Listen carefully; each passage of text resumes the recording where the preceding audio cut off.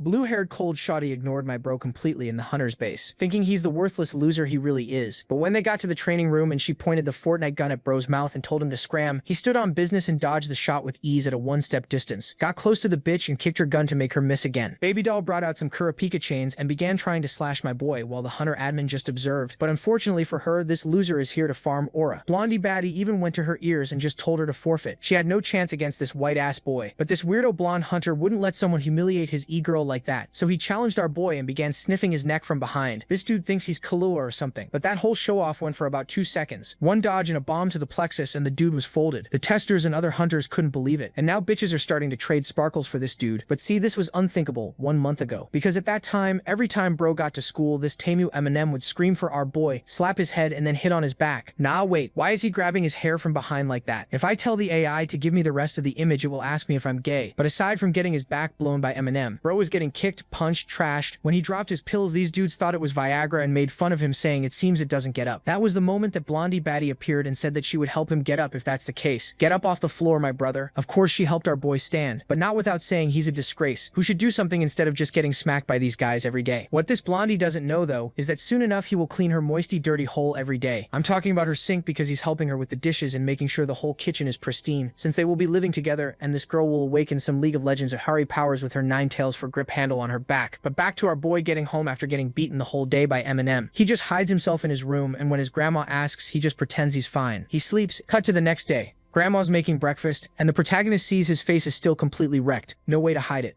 Grandma's yelling, "Get up and go to school." He's trying to avoid eye contact, saying he's fine, he doesn't want to eat right now while hiding his face. She tells him to at least take a spoonful. But when he's about to answer, the doorbell rings. He goes to see what it is, and it looks like a delivery guy. Grandma asks who it is. He says it's a delivery. Then he runs off to the bathroom and leaves her there. The door opens and Dry Mouth starts walking into the apartment, face to face with the 100-year-old grandma. And yep, it's him, the piranha mouth freak. Grandma doesn't look scared at all. She's totally calm. And then the creature suddenly goes from 0 to 100 and lunges at her. While the idiot is showering peacefully, she falls to the floor, still way too calm. Honestly, the monster has half its skull exposed and comes in swinging. Like, relax. What is this, Grandma? Hold on. She dodges and says she found him again. That one I did not expect. Plot twist. Grandma throws her hand to the side and pulls out these things. Blood ropes, and immobilizes the creature. The thing walked right into a trap, thought it was hunting and ended up being hunted. And Grandma tells it to stop looking for him. The creature is furious, trying to break free. Its arms get destroyed, more tentacles pop out up top, and it goes in for another attack. The whole living room is getting wrecked, while the protagonist is in the shower wondering what those noises are. He's in there while Grandma keeps the creature pinned, telling it to stay still. He's thinking maybe he heard something wrong. While the fight keeps going, Grandma takes a whip-like hit and gets shoved back. The creature tries and tries, but in the end she manages to pin it to the floor and finish it off. Meanwhile, the protagonist is still in the bathroom putting on makeup, king of looks maxing. Grandma doesn't even need that. Her wounds regenerate. At school, the protagonist is walking around exhausted, thinking he never told Grandma he lost his meds. In PE class, he got all weak and passed out on the floor. He woke up a long time later. It was already afternoon, and his head was pounding. He had this weird feeling like he'd had some strange dreams. Then his phone rang. It was Grandma, worried, saying they were going to move again. She knows he doesn't like it, but unfortunately they'd have to go through it again. The story says the reason he's always the isolated kid is because he keeps moving, so he never makes friends, and because he has no friends he gets beaten up, and then it's the same bullying cycle. Nice, right? To make a good protagonist, you need bullying. The downside is you get the protagonist while he's starving, has no friends, and has been like this since he was a teenager without a single real friendship. Around the city, more of those piranha mouth things keep showing up. Meanwhile, at the protagonist's home, Grandma is the one always watching, always ready to protect him. We see that poor worker doing deliveries, and suddenly the creature appears next to him, staring him down. The poor guy panics and hits the curb. If he were in a Tesla with autopilot, he'd be fine. But now it's over. Those piranha things swarm the little car. Next day, we see the guy feeding a cat, and that same little truck from before is parked behind him. The cat seems to take a bite, grabs the food, and runs off. He hears banging upstairs and also sees a guy next to him opening the back door of the truck, and inside it was packed with people. Meanwhile, the protagonist is having a calm breakfast. Dogs barking, thinking mornings are always loud. But Grandma, S-rank Grandma, immediately notices something's off and tells him to go to school because he's late. He's like, "What do you mean?" There's plenty of time, but she snatches the plate out of his hands. "Go, get out of here." She basically kicks him out. He's thinking, is this old lady crazy? But okay. The dogs stop barking and he figures it's better to just go. But when he gets to the elevator, boom, he runs into the gang. He's confused, like, why are there so many delivery guys? What's going on? They walk past him like it's nothing, but they stink like they left this black breath behind. And our kid starts freaking out and basically blacks out. He recognizes the smell and wonders where they're going. One of them passing by is like, "Where are you going?" and hits the elevator button. The protagonist gets inside thinking, yeah, this place is definitely weird. And of course the piranha gang is now face to face with Grandma who's ready. Meanwhile, the protagonist walks past the cargo truck. He looks at it and thinks it's strange. There's nothing to deliver, so why did so many people climb in like that? Then an explosion upstairs. One of the creatures is trying to fly without a parachute, just like our kid was thinking about the other day. Seeing that, he realizes this thing did what he always wanted. But before that, there's something he has to deal with. He runs to the elevator, doesn't work, so he has to take the stairs. Upstairs, the big piranha things have their mouths wide open, while Grandma has her eyes closed. She locks in, activates her power, and it wipes everything out. Then some deep web ratatouille-looking thing comes in to bite her, but she pulls those ropes again, some kind of formation. Just when I was about to say Grandma's going to carry the whole story, something that clearly looks like a final boss shows up. It charges her. She tries to restrain it by the neck, but it slams her arm and shoves her back. Even so, she manages to wrap around its neck, comes up from behind. It looks like she's handling it, while the protagonist is sprinting down the hallway. Hand on his chest, exhausted, hand on the doorknob. Then Grandma decides to lock him out. And that distraction is exactly what the monster needed, because it drives a hit straight into her stomach. She should have let the kid see what was going on instead of taking that gut punch. At least the creature's arm falls off too. But the monster seems to realize that if she's hiding this kid so hard, maybe he's the key. Grandma starts releasing more power, and the monster becomes even more sure. She grabs it by the head, slams it into the wall, and says anyone who knows about this has to die. Outside, down below, the kid sees blood on the trees, and behind him someone is coming. The good news, inside the apartment, all the creatures are dead. The bad news, Grandma's still holding her chest, and when she looks back, the trash of the story is causing trouble again. The protagonist is immobilized, and now Grandma realizes there's no way to save him. The creature asks if this child is important. She begs them to leave the kid alone, and says she'll go with them. But then the creature starts gently stroking the main character's face, and that's when the old lady shows her powers. The main character must be standing there in shock thinking, "Lady, I get beat up at school every day and you're this strong?" But her strength doesn't last long. The thing lashes her with a whip and her arm is gone. Now the kid who gets bullied every day is about to go full McDonald's on the monster,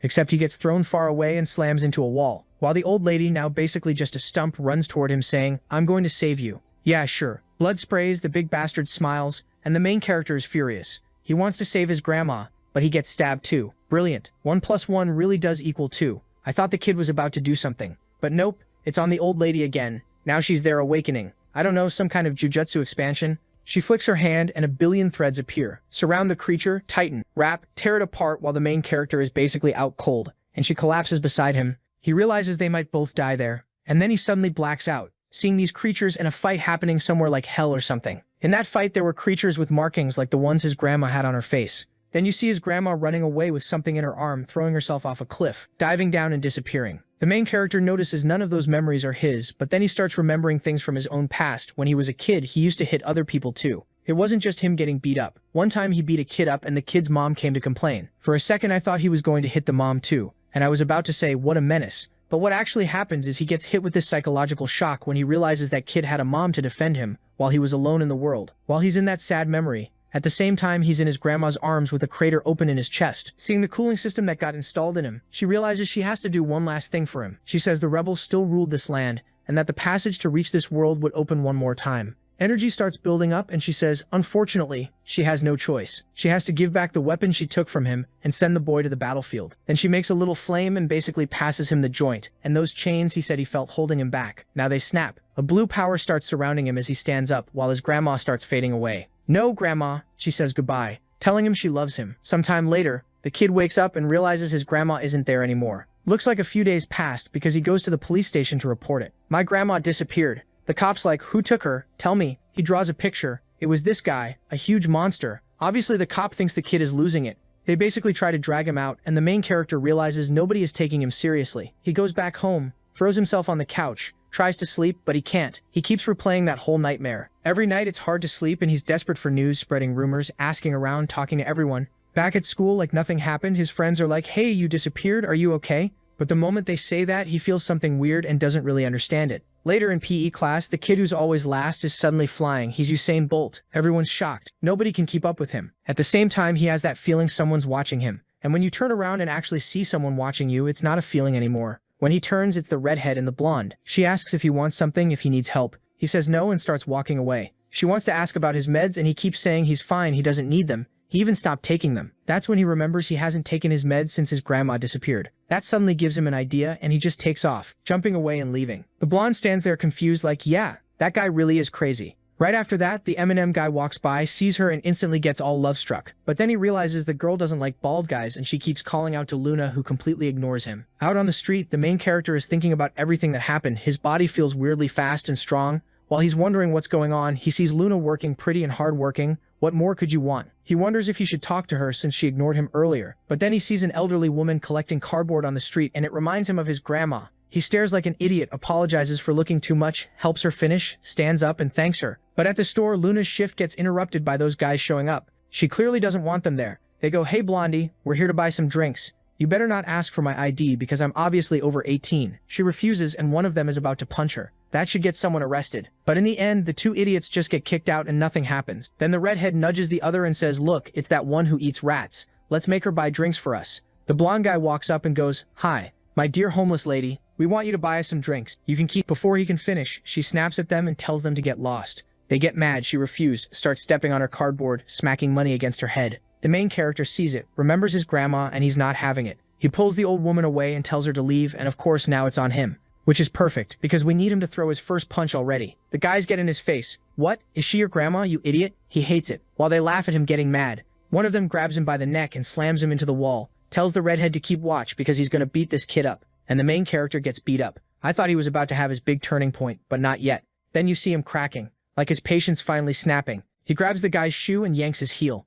The guy screams and the redhead hears it and comes running, trying to help his friend who's already wrecked against the wall. The main character is staring with his eyes glowing. Then suddenly he runs off like a maniac. He's asking himself what's happening to him. Later he's in the park remembering everything, that hole in his chest. He starts realizing maybe all of it was real. But how is that possible if he's still alive? And why does he feel like he got stronger? No answers, because it's the next day. The redhead is in his class. He recognizes the main character and goes, "You idiot. My friend's hurt because of you. Are you crazy touching my friend?" The main character still apologizes, saying he was confused. Meanwhile, his friend is like, "What is this? He hit the guy?" The redhead says it looks like the main character wants to die. But Junyoung, the main character's friend, tells the redhead to be patient. He's going through a hard time. Big mistake, because now it's going to fall on him. When the redhead steps forward, the main character calls out and gives him that main character stare. The guy feels the pressure. Just one look, full Sung Jin-woo energy. The redhead completely folds and walks away without saying anything. His friend thinks Ronan is acting weird, like he's never seen him act before. Later at night, someone's walking their dog, and the dog suddenly gets angry, barking like crazy. But one look from the main character,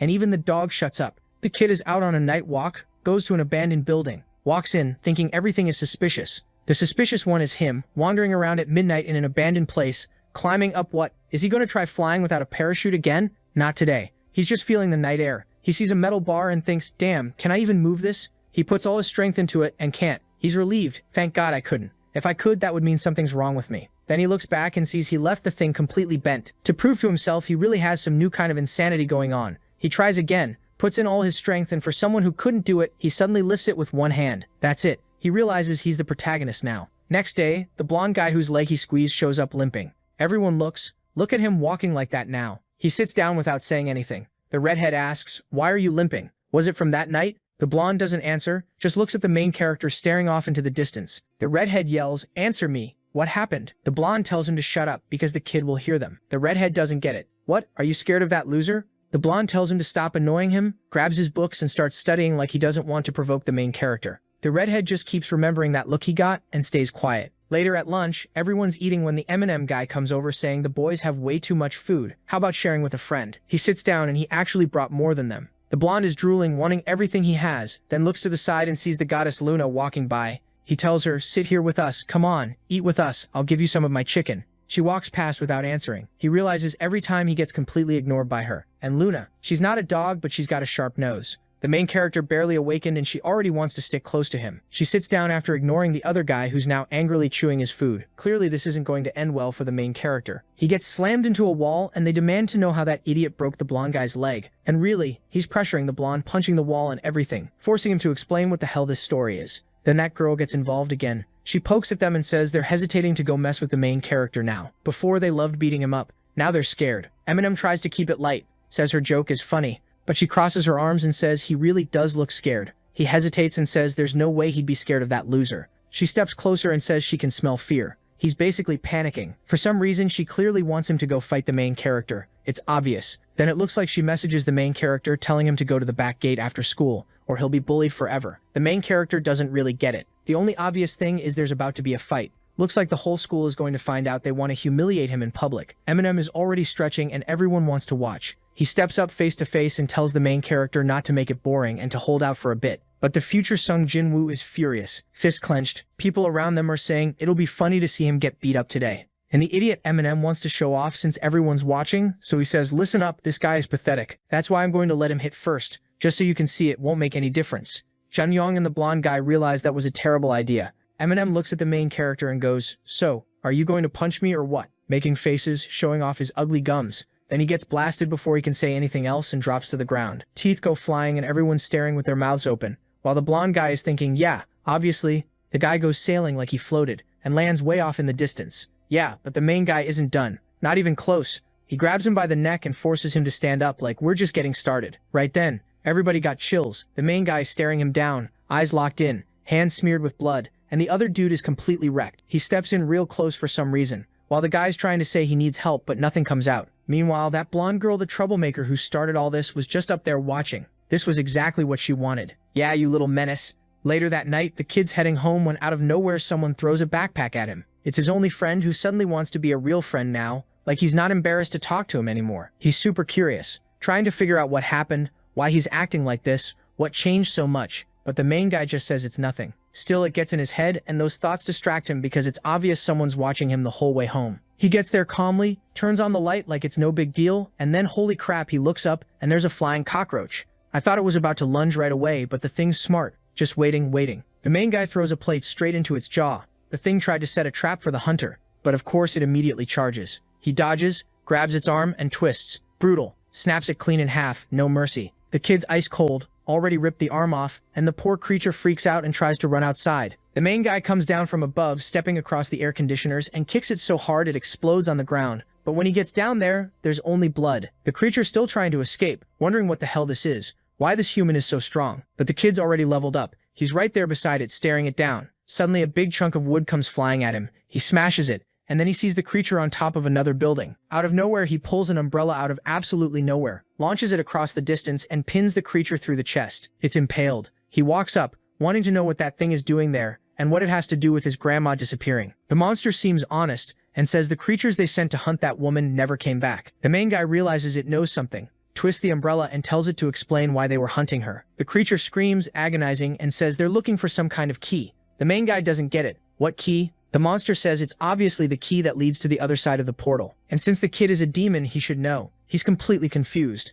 How is he a demon? He keeps crushing the creature while it tells him to look at himself. Clearly that strength and the way he moves aren't human. Then he catches his reflection nearby and sees a strange mark on his face. He starts wondering if he really isn't human anymore. And while he's standing there questioning his whole existence, the creature disappears. Amazing. Human or not, one thing's for sure. That was dumb. The creature drops into an alley and sees the umbrella guy, who freaks out and falls back. The main guy runs through the crowd, but there's only a confused little kid there asking if he's okay. He doesn't answer, ignores them, and takes off. Then the scene shifts to a weird underworld. That creature managed to get back to base and report what it learned about the strange boy. It also reports that Sena, the main guy's grandmother, died, and the boy he ran into seemed to have powers that used to belong to her. A demon asks why he didn't bring the boy back. The creature apologizes, saying the kid was stronger than expected. Someone in the room says he shouldn't have been beaten by a human. The creature insists that wasn't human. Then a guy with scars across his chest steps forward. That's the demon Shin. He grabs the creature by the chin, forces its mouth shut on itself, and tells it to tell the truth. The creature swears it's not lying and says the boy's breath was colder than a powerful demon's, yet it burned. And then out of nowhere, Shin rips its head off. He turns to everyone and says nobody better lie like that creature did. But the one sitting on the throne seems interested in this whole cold breath that burns thing.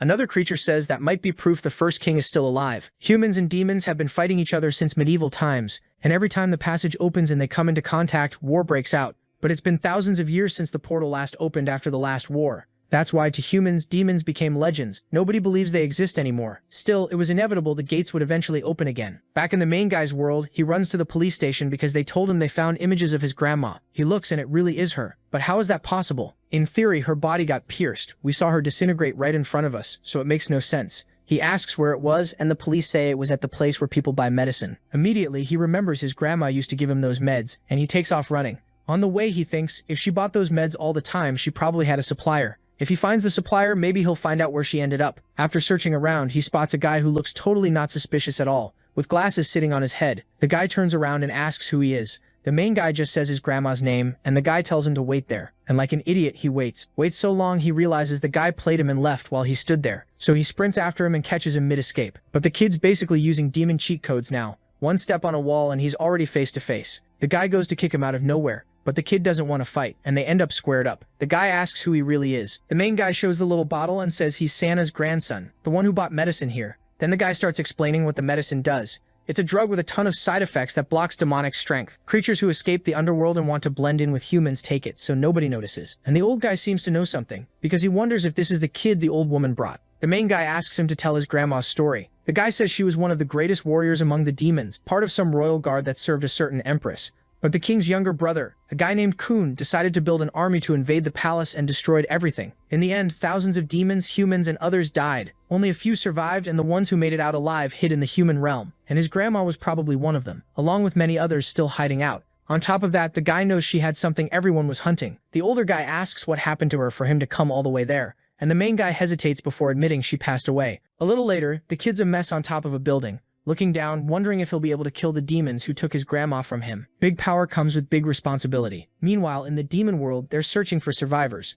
They want to cross the so-called passage of death, and the name alone tells you the odds of making it out alive aren't great. But what they really want is the key, probably the key that connects their world to ours. A black-haired guy says he's sure Sana must have left it with her former child, and that gray-haired guy is the great demon king, saying that child is the biggest opportunity they've ever had. Back with the kid, he's going through his grandma's belongings. It's a heavy moment. He finds a photo of the two of them, man, grandma, with that goofy little smile. He puts it away. Then it's time for the usual school stuff, getting bullied, beating up the tough guys, but wait. When he gets to school, the girls are all hyped up saying hi to him. He's standing there confused, like what is going on? When his friend comes to greet him, suddenly everyone's talking to him now. You know that saying, a woman who's too pretty is worse than a demon, and that cursed blonde girl definitely lives up to it. She tells him she wants to meet after class. He asks why, but Junin cuts in and says he's going to meet her. Yes, he is. He's not running away. But while he's stuck in this teenage romance situation, on the other side of the school there are people beaten down on the floor. Poor Eminem still hasn't recovered physically or mentally from the beating he took, saying they're going to make that bastard pay for what he did. The blonde guy says, yeah, for sure, he'll pay. And the other guy says, perfect, that bastard was going to learn what happens when you mess with them. Their plan is to corner Juning, slap him around, and demand, where's that idiot friend of yours?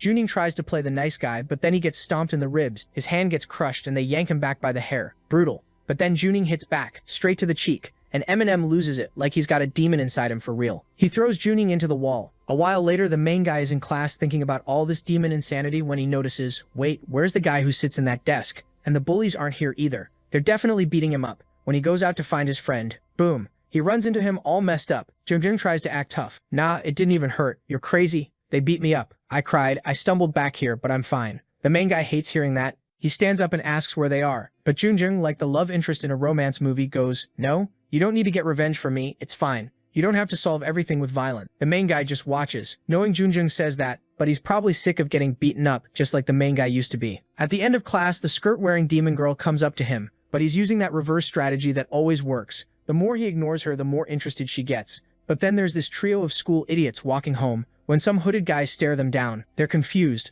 not sure what's happening. Next thing you know, they're getting dragged toward an alley, called over to some dark doorway. The main guy still thinks he might get a chance to talk, but in the same second, someone comes up behind him and cracks him in the back of the head. Meanwhile, the hooded guys are at the school sniffing people, which is weird as hell. At the warehouse, though, the baton hits the floor. One guy looks confused, and the main guy appears behind him and kicks him down. Another one gets hit so hard it's like a cannon to the face. People are flying everywhere. They're scared, but they keep attacking. And the main guy is just going, boom, another serving. Eminem in the background is in shock, like he's really going to beat everybody. The main guy leaves them all kissing the asphalt. Then he looks back and tells Eminem to come closer. The bald guy sees a bottle nearby and panics. He breaks it and tries to use it as a weapon. But come on, what are the odds? The main guy is basically full Sung Jinwoo mode now. Come closer. Don't be scared. But then suddenly, he feels something weird. Back at school, the little monsters are revealing themselves and starting to attack everyone. Like, what is this? Weren't you supposed to stay hidden? Even the main guy's friend is getting attacked. Everyone's running. The main guy looks outside while Eminem is standing there shocked there are monsters,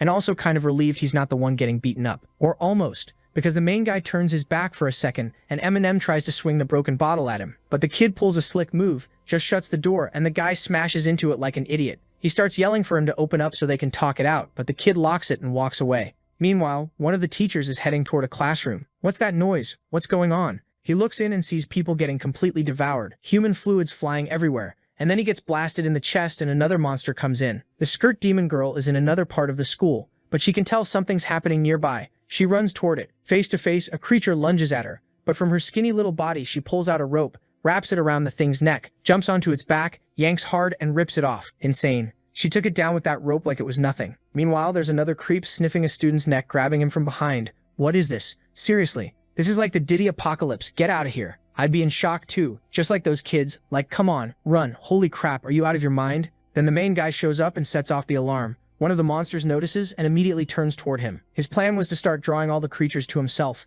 to pull them away from everyone else. Good lord. But Eminem is still, no, I've got to respect him. He doesn't quit. Well, I guess that respect is about to end, because he rushed in like an idiot and got his head slammed into the wall until it basically exploded. Now he's just there like, help me out, we're friends. But the main guy's like, are you crazy? I'm not helping you. You're done. The creature keeps crushing his head and he's there with the wall already half destroyed, crying, blood pouring out, when suddenly something comes out of nowhere and clocks the monster right in the mouth. It's the main guy coming in to save him. He lays into it with a whole combo and goes to rescue Eminem. And honestly, this would have been the perfect moment to finish it off. The demon starts falling apart, and Eminem glances to the side, realizing the distance between them is insane. He's trying to figure out if the main guy is even human. Before the main guy can answer, another monster gets blown up. It's that gorgeous skirt-wearing demon girl beating up the Gina's demons. The main guy's standing there like, what is this blonde girl? How are you this strong? But she notices both of them looking at her at the exact same time. She immediately throws a punch, smacks Eminem in the mouth and slams him to the floor. And considering how messed up that guy is, he's probably gonna wake up happy anyway. The blonde gets straight to business and tells the main guy to get out of there because every creature in that school is hunting him. Him being there will only attract more demons, so he shouldn't try to do anything. In other words, get it through your head. And right then there's already a whole crowd of Dee Dees coming up the stairs. She tells him to run to the gym and he listens, breaks a window, and they end up in the middle of the court. He shuts the door, there are creatures pounding on the other side, and then one of them breaks a window. He grabs a ladder and manages to defend himself while the thing tries to bite him, until a rope suddenly wraps around the creature's neck, yanks it and smashes it into the wall. The main guy looks over at the blonde and asks how she fights so well. She just says there are more important things to deal with, and then a bunch more demons show up from every direction. They're completely surrounded, and then the creatures start merging together. The good part is that during the fusion they can kind of hide off to the side. The bad part is it turns into Nikocado avocado before the diet. But the blonde is bold and decides to use herself as bait. The big thing charges, coming in with this huge hand covered in eyes, and it looks like she's about to dodge. Then suddenly a curtain drops over the monster and it's all tangled up and blinded. The main guy, who was hanging up there, pulls another Spider-Man move and starts bending all the ceiling beam. He goes in for what could have been the finishing blow, but back at the school all their friends are taking an eternal nap. And in the middle of all that, there's a creature that's clearly on a whole different level. It looks toward the gym and smiles like it found what it was looking for. Back on the court, the Nikocado thing goes down after getting impaled. The girl tells the main guy they should go somewhere safe. He watches the creature fall apart, thinking it's the same thing that happened to his grandma. But before they can leave, he hears a scream and immediately recognizes it as his one idiot friend. And then the friend shows up right in front of them. But we know he was being hunted, so what is he doing there? The girl notices the shadows and warns that something isn't normal. The main guy, being the idiot he is, completely ignores it. Of course, something comes out of the kid's shadow. And wow, it's brutal. While the friend is staring at him, the attack suddenly pierces through both of them. Two birds with one stone. Both boys drop like a couple in a drama, looking at each other as they fall. And the main guy gets that same feeling he had the day his grandma died. He wonders how it's possible he has to go through losing someone important again. While the girl is yelling for him, he's remembering his birthday with his grandma. He wishes he could go back to that moment, but he knows it's just illusions. He starts to get up, sees his grandma lying dead on the table,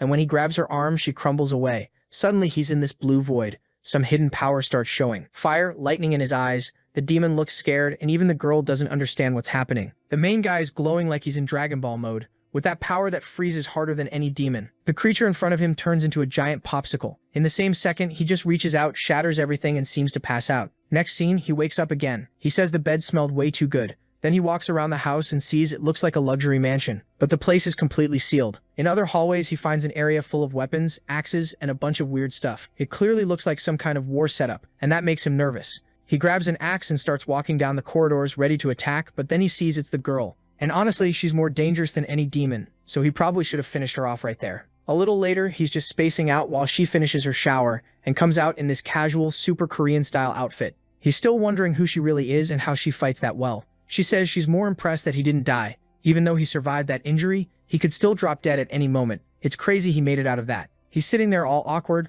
but he thanks her for saving his life. Then he remembers his friend got stabbed too and asks what happened. She shows him the axe and says the boy is fine and in a safe place. How? Magic? Because the guy's chest got destroyed, and he doesn't think his friend is a demon. He asks if it's true, and she says yes. Out of nowhere, the main guy starts crying. Like, don't hit me with a random emotional scene like that. She's confused, like, is this guy messing with us? Because suddenly he looks up and stares like he's not even really crying. Then angry, he asks who she really is. She answers that she also wants to know who he is. They sit in silence, and then she stands up and says they could go for a run before eating. He has no idea what her deal is. He ignores it, gets up to leave and says he's not staying in the house of someone he doesn't even know. But she wants him to stay, saying he's in a fragile condition and shouldn't go out right now. He tries to prove he's fine, almost like he's about to swing at her. But that effort opens the crater in his chest again, and he smells blood. She grabs his arm and says, "This is exactly what I mean. You're not recovered." Then she throws him to the floor. Like, what is this? What kind of pin is that? How is she planning to help him recover? And she talks him down too, saying he can't handle her even when he's healthy.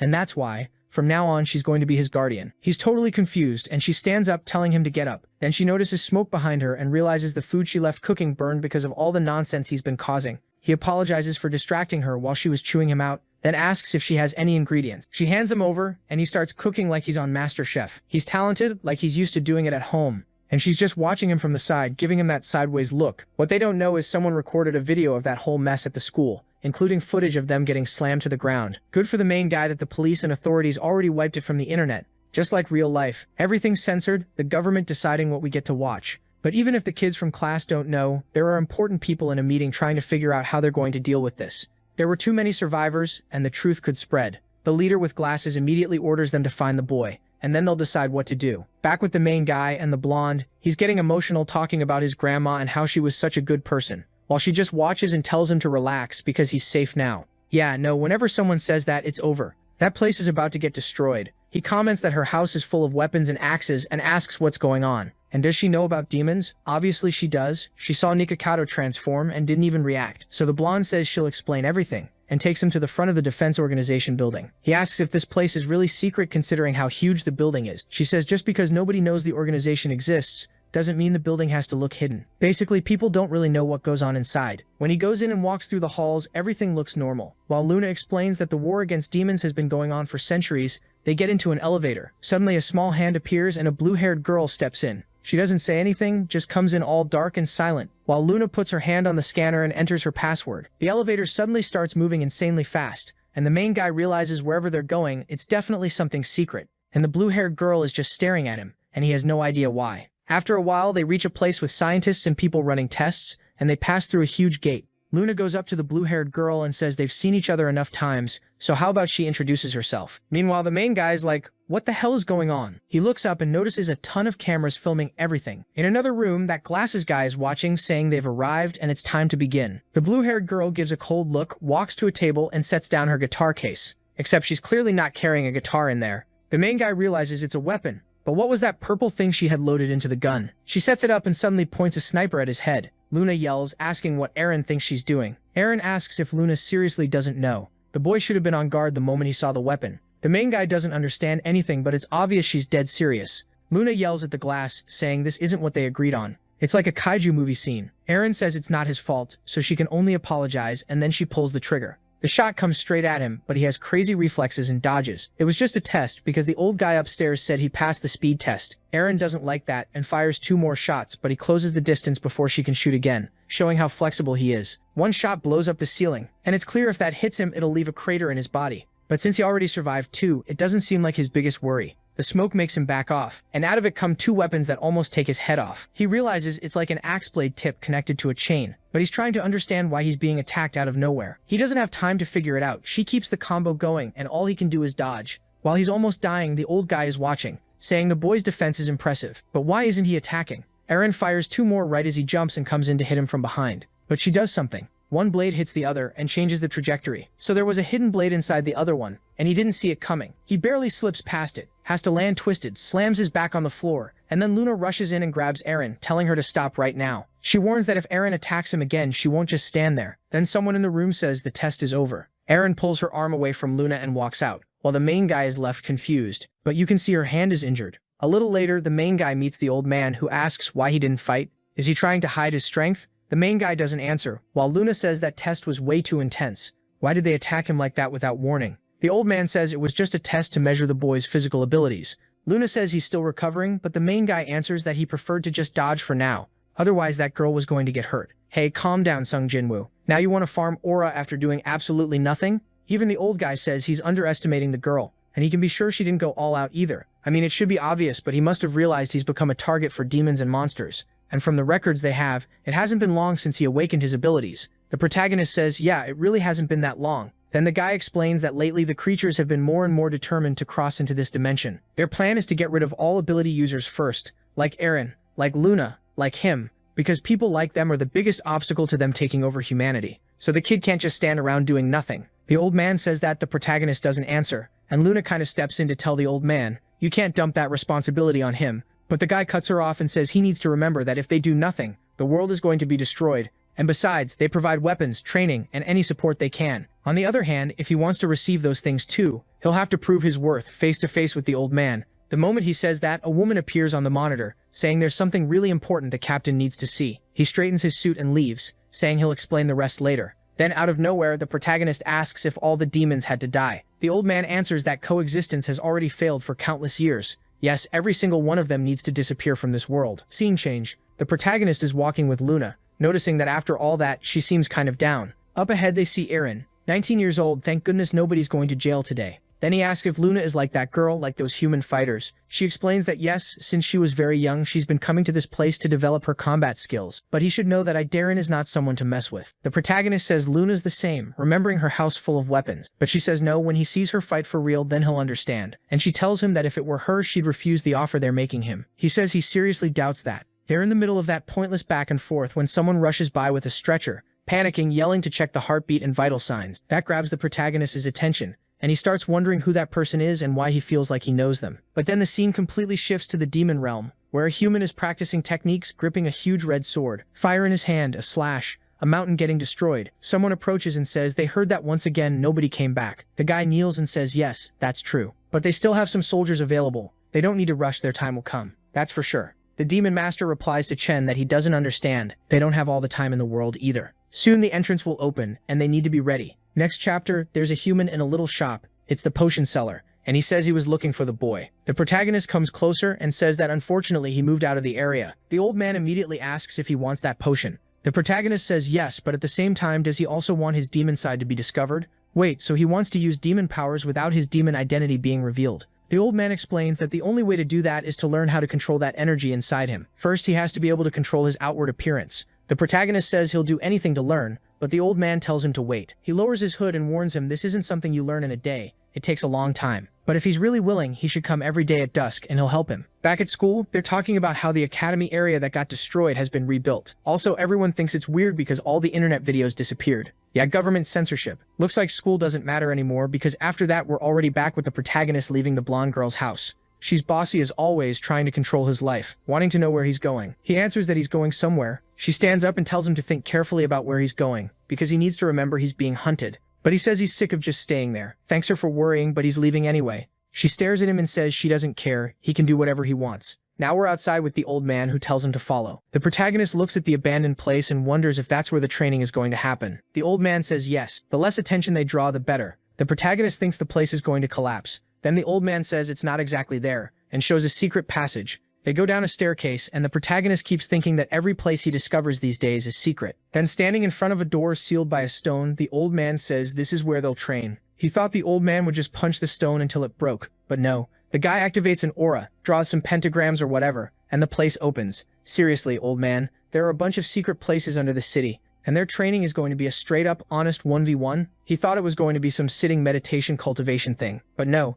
they're throwing hands for real. The old man swings his staff at the protagonist. He dodges but notices the old man's staff seems to extend as he attacks. The old man keeps spinning it around, telling him to show what he's got, what he can do. The protagonist locks in, dodges again with a jump, and the old man is impressed. He actually has good reflexes, so now it's a real fight, clean and direct. But the old man realizes there's something strange about him. Unless he's angry, he doesn't seem to have any intention of attacking. But someone who's afraid to hit will never become a warrior. He's going to teach him that today. He rushes in again with a combo. The protagonist dodges, but now he's backed up against the wall. He almost takes a staff strike right to the face. Yeah, watch out for the old man. Jeffrey is out here asking how Sana died. The protagonist tries to explain that she was killed by the Demon King's fighters, but the old man doesn't accept it, saying she was one of the best fighters in the realm. Insects like those guys wouldn't stand a chance against her. What he thinks happened is that Sana sacrificed herself to protect a child who can't even fight. That's what's shameful. That hits a nerve, and the old man keeps going, saying her sacrifice would only be worth something if he wasn't so useless. He goes in to hit him again, but the protagonist's aura activates, and he grabs the old man's staff, saying he gets it. He has to get stronger,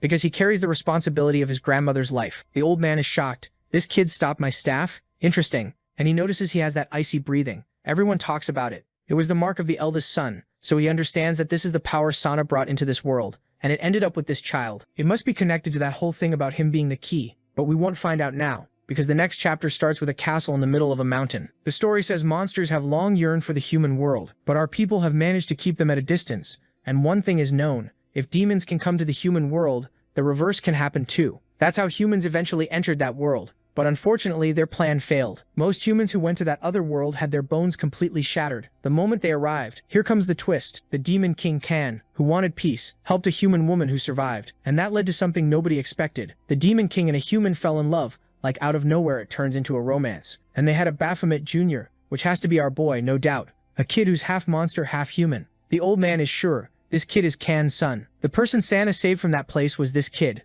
Time passes. It's raining, and the old man is helping the protagonist, sensing his energy from behind. That's exactly what he's doing. And the old man is shocked because his power seems strangely fierce, like energy building up, ready to explode at any moment. He tells the kid he has to always remember to keep that energy inside his body. He's going to help him do a cleansing. Then he smacks him on the back, and the aura starts expanding, circulating around his body. And just like that, the old man seals all his energy. He says this will help him control it for a while. It's better to let the energy leak out and gather somewhere else than to keep trying to suppress it. But besides that, there isn't much more the old man can do. The kid is the one responsible for hiding the power he has, especially the mark he carries. If he can do that, then he'll be able to use an even greater power than he imagines. Looks like we're in the training arc because one training ends and we're already in another, with the old man saying the same thing. He has to learn to control his power. The protagonist is sealing aura into a bottle, and the old man lights incense, saying pain and fear will follow him. He needs to face that and come out on top. Smoke starts taking over the place and the protagonist can't breathe. In the middle of it all, he looks to the side trying to understand what's happening, when suddenly a giant blue hand comes in and yeah, it hits him dead on. It's like Baki fighting his own shadow and getting wrecked. He slams into the wall and it's probably an illusion. The whole place is shaking and the old man looks at his watch and says it started. The kid wakes up thinking whatever hit him hit like a truck, and in front of him there's a literal final boss made of pure mana. But he isn't scared. He says the monster might be big, but he can predict its movements now that the smoke is gone. He'll focus on speed and launch a counterattack. But the second he jumps, the monster appears behind him, and before he can even process it, he gets hit from the back. So it's not that the thing is fast, it's that there are two of them, and he takes one hit and ends up slipping into unconsciousness, wondering if he's still the same Naro as always, getting beaten without being able to do anything. A voice says no, he's going to kill that version. Blue aura starts to appear, and the big monster comes in to throw a punch. Next chapter, he's smashed against the wall, bleeding, but saying it's not over yet. The mana creature comes closer again, but the protagonist seems to be losing consciousness. The creature, seeing he's basically shut down, puts its hand on the kid's head, and then he wakes up next to the old man, who apologizes, saying maybe he shouldn't have pushed him to the limit like that. It's his fault for forcing it, but the protagonist wants to know how something like that happened. What was that?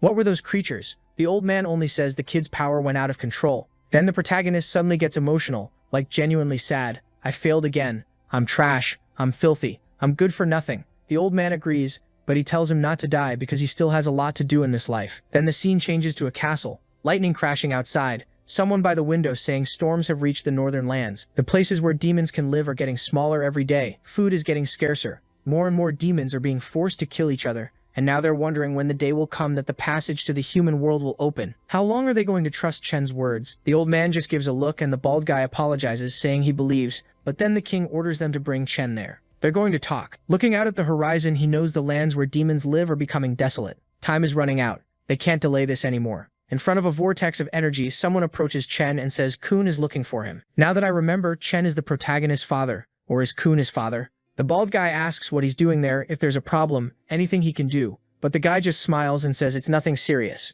The servant can only think that nobody has any idea what that man is thinking. And in all of that, Chen basically says that the way he's acting, being more worried, makes it pretty clear they don't trust him as much anymore. The demon tries to say no, that he does trust him, that he'd never doubt Chen. But Chen answers that he has ears everywhere. He got to where he is today by spilling blood, using a sword, not just talking, and that's why it's better for his friend to be careful not to die. Right then, the demon realizes he just got threatened, lowers his head and says he'll never forget that again. Water drips into a plate. The protagonist is training for the Olympics, and the student asks what he's going to do. A week has already passed. He's like, what are you even talking about? She says it's been a week that he's been going out every night like a stray cat. So what? He really is a stray kid? Or do you want to be his owner? I'd have answered that like a total Chad, but he insists it's just a simple walk, and she tells that damn Nero to stop pretending. There's a limit to what she can take. Like, kid, do you think you get to boss my guy around? He does what he wants, and he makes it very clear. He doesn't answer, he doesn't care about anything. Then she says she understands things are hard, but there shouldn't be any secrets between them. Suddenly there's relationship drama without even a kiss. It's the worst part of a relationship with none of the good part.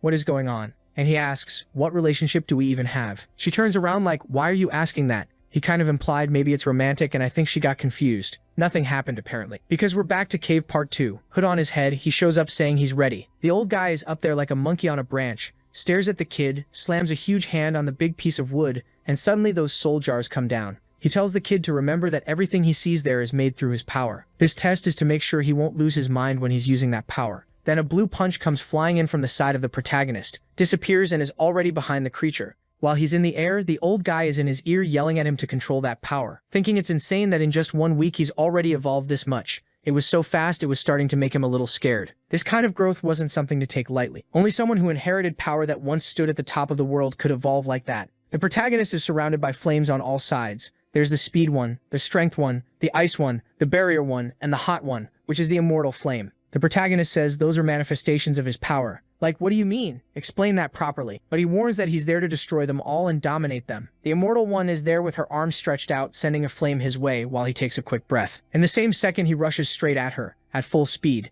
saying he has to end this to get stronger. Weirdly, he throws a punch and the creature seems to fall apart. Except no, he actually opened a hole and the monster comes in with a hand on his face and says it found him. Then an explosion goes straight into his mouth and the protagonist gets completely scorched. Even though the creature wasn't dying, he knew there had to be a solution and he was going to find it. The problem is that any slip-up gets him blown up, which drains his energy. The big monster throws another slash toward him. It's like a whip crack that echoes through the whole room. He gets knocked far away and realizes this thing is attacking like it really wants to kill him. But that doesn't make him hesitate. It just makes him want even more to survive this test. He slams the creature, and the old man notices the rhythm is changing. The kid really is starting to control that power. The monster swings its huge arm forward and a crystal storm comes at him, and he puts his hand down to the ground. He makes that barrier, Gon vs. Hisoka style. Then he kicks and breaks everything. Now all that's missing is him hiding among the rocks, popping out from the side, and punching someone in the face. Oh my god, this is straight up Hunter x Hunter fan behavior. He lands a clean hit on Hisoka's face, except not really. And then he notices the creature's crown looks like it's separated from the body, which seems to be the sign that this power became his. He's finally starting to understand what the old man meant about controlling the power and making it his. He punches the ground again, and at the same time there's another creature coming in to hammer him from behind. But then the flames, while also being ice, start expanding in every direction. When the smoke clears, he's standing in the middle of the arena, rising up and looking at his hand. Did the fire go out, or did the ice go out? No idea. But his eyes shut off too. And the old man looks shocked, seeing the entire place taken over by the effect of his power. He's impressed the kid actually pulled it off. Next chapter starts talking about morning training. All the windows and exits were closed and the goal was to find the shortest route. Luna is there focusing, clapping her hands, glances to the side and sees the other girl super skinny like a stick. The grandma says the time limit is 60 seconds and everyone should avoid causing any damage or killing. Luna gets into position. The two are side by side, the start is given and they take off immediately, both going first. Luna looks like she wants to chat while looking at her friend next to her. They get to the wall, both jump and start climbing. The clueless blonde stops again to talk, saying she got there faster, but the other one is already pulling a move and launching herself upward. Luna realizes the girl isn't going to give up.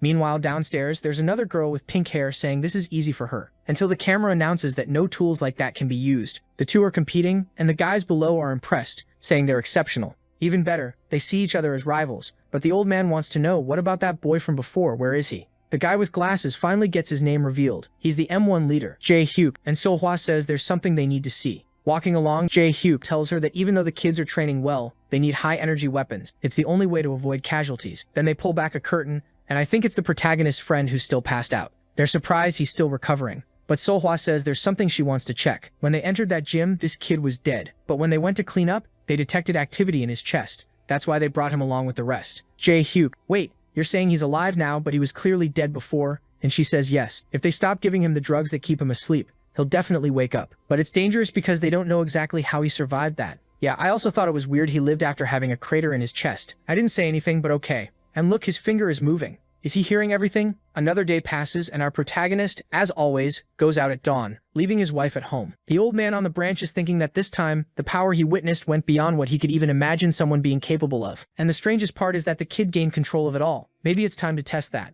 The protagonist is staring ahead, when suddenly the guy literally throws 4 fidget spinners. This has to be a 2017 story, because there's no way someone still remembers those. The things almost blow the protagonist up, but he looks fine, feet planted. The spinners are bouncing around, spinning, and he has to dodge like they're the biggest threat in the world, which maybe they are. Again, he kicks off the wall, spins out, while the old man watches and says the kid's vision clearly changed. Not only can he dodge, he also gains strength and body control. But right now, he's being targeted by much stronger creatures, so the training has to get more intense. The old man throws like 15 more fidget spinners, everything spinning and exploding against the wall. The protagonist decides he's had enough. He grabs one stuck in the wall, starts spinning it too, and aims it to smash the others, shredding the old man's trees. The old guy is impressed because it almost hit him in the face, but then 4 or 5 more come at the protagonist. Explosion when the smoke clears. They're all stuck in the trees. Then the old man comes down and the protagonist looks impressed by what he's seeing. The old guy starts transforming, saying now that he's reached this level, it's time to learn what real strength is. He basically pulls out steel skin,